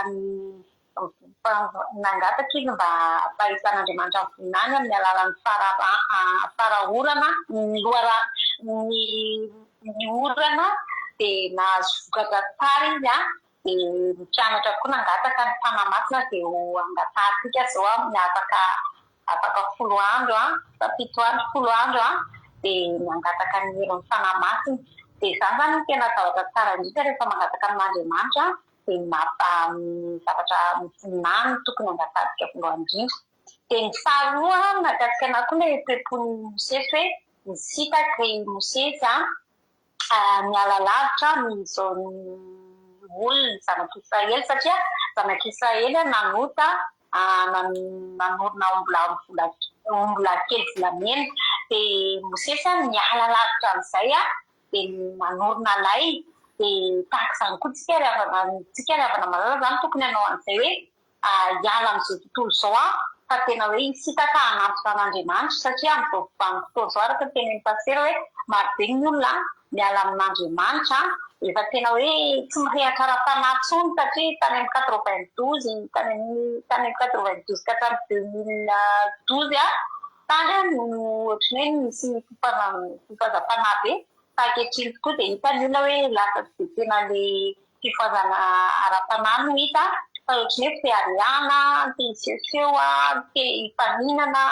te hihoatra ny hafa ohatrany hoe fisesehoany ivelany fotsiny izany fa tsy misy tsony ilay tena hoe fitadiavana an'Andriamanitra ao anatin'ny etaeta ny fahamasinana satria Mosesy teto mbola nanamasy tena bebe kokoa satria te ahita ny voninahitr'Andriamanitra izy dia tsika koa izany raha te ahita ny voninahitr'Andriamanitra dia tokony hanao tahaka Mosesy hoe hanana ny fahamasinana dia efa kely farany ny fahasoavan'Andriamanitra dia mitoetra amin'ny olona izay mitandrina ny didiny sy makatony teniny ary tena hoe mandeha amin'ny fahamasinana sy ny fahamarinana dia izay ny tena rakasika be anahy pasitera dia misy tsindry kely farany le amin'ny Paoly hoe Paoly dia nahita ny voninahitr'Andriamanitra koa tamin'ny alalan'ny fahalemeny iny koa izany tena nakasika be hoe rehefa mitady ny voninahitr'Andriamanitra foana dia fahalemeny no lasa fahatambany lasa heniny izany dia izay makasika anahy be pasitera dia makasitraka indrisy iny Jesosy dia makasitraka anareo mianatra amin'ny teny fa mamy be masaka amen. Alleluia. Makasitraka be indrindra anao koa nampavelika tamin'ny fizarana fahatsapana mamy be anareo rehefa mizara mamy be fizaranareo fahatsapana dia Jesosy any amaly fitianareo mitombositra sy fahasoavana hatrany mareza foana amin'ny asan'ny tompo. Alleluia.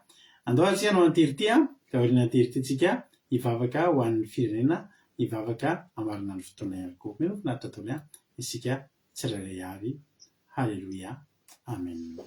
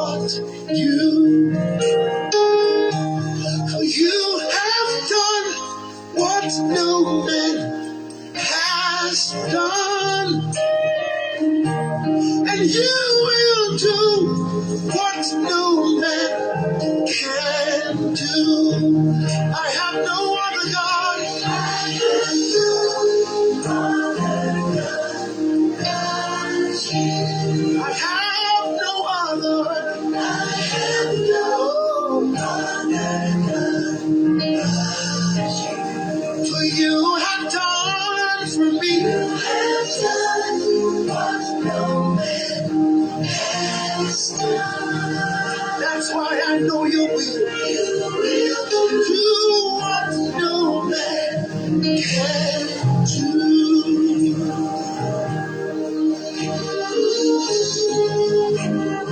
I may not know what you are going through today, the sorrow, the hardship, the pain. But though the mountains crumble and the oceans rage, and war against my soul the devil may wage, though the tempest has turned my smile upside down,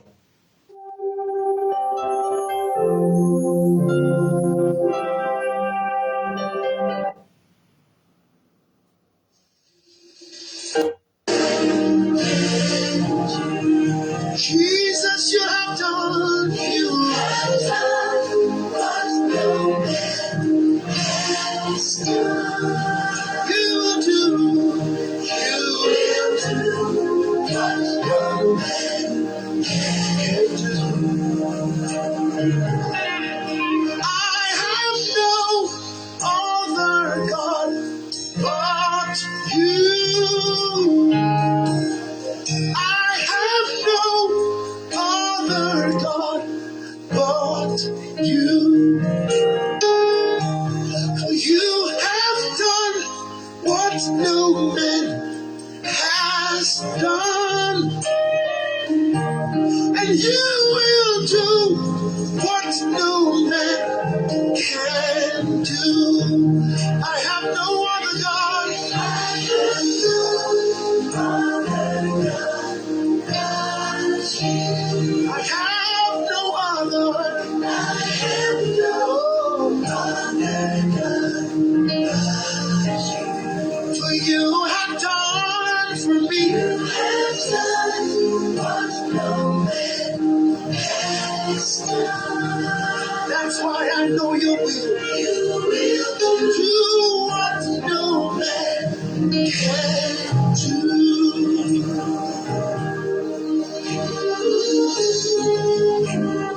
I may not know what you are going through today, the sorrow, the hardship, the pain. But though the mountains crumble and the oceans rage, and war against my soul the devil may wage, though the tempest has turned my smile upside down,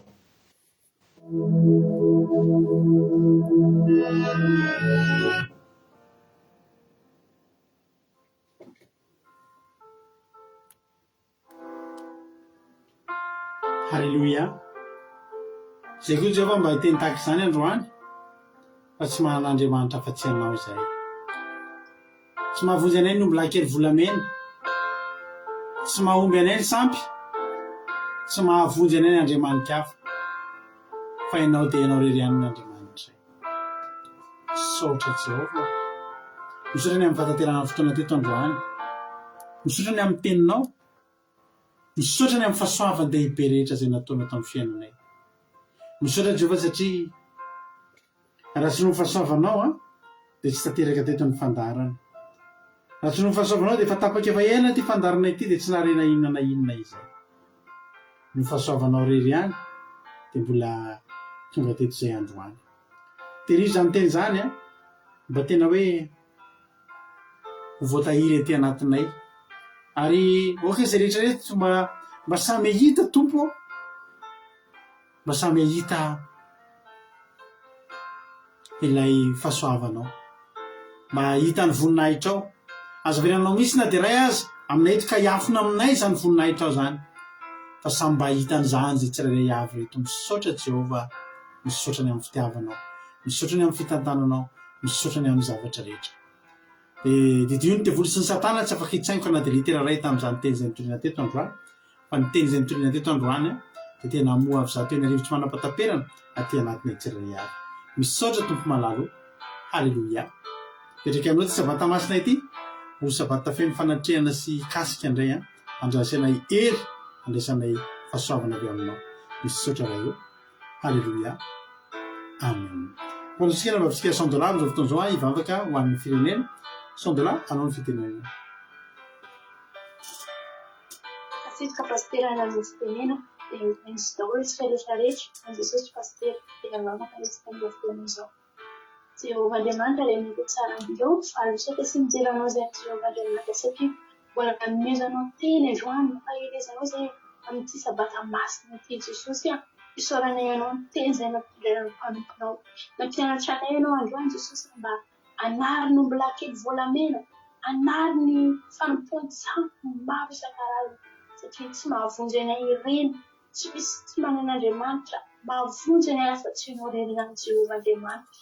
Tsy mahavonjy anay ny fanalaviranay ianao, nampianarinao koa izay androany Jesosy hoe eo anilanao irery ihany no atany hoe fahasoavana Jesosy. Raha manalavitra ianao izay dia tsy mahita izany fahasoavanao izany. Androany izay Jesosy mahalala tonga eto anatrehanao izay Jesosy tena hoe manaiky tena mifanakaiky aminao Jesosy satria mangetahitana Jesosy mba ahita ny voninahitra anao Jesosy malalo. Mangetahitana Jesosy tena hoe ahita ny voninahitra anao mahita ny zavatra rehetra ao anatin'ny fony tsirairay avy Jesosy na ny tena hoe iseho ny fiainanay, iseho amin'ny tsirairay avy amin'ny voninahitra anao Jesosy malalo. Ahafahany tena hoe hijoro vavolombelona Jesosy malala dia analaviranao anay ny endrika ny tsy famelena rehetrarehetra Jesosy satria izany no mampisaraka anay aminao Jesosy. Ary androany izay dia mivavaka ao amin'ny firenenay Jesosy tsy miafina aminao i Madagasikara io, tsy miafina aminao i Jesosy mbola betsaka mbola mitoky amin'ny omby lahy volamena, mitoky amin'ny fanompoan'ny tsampy, mitoky amin'ny zavatra be dia be amin'ny firenenay Jesosy. Androany Jesosy manala tena mangafaka eto androtrehanao ny masonetra fonao hijery io firenenay Madagasikara io Jesosy malalo.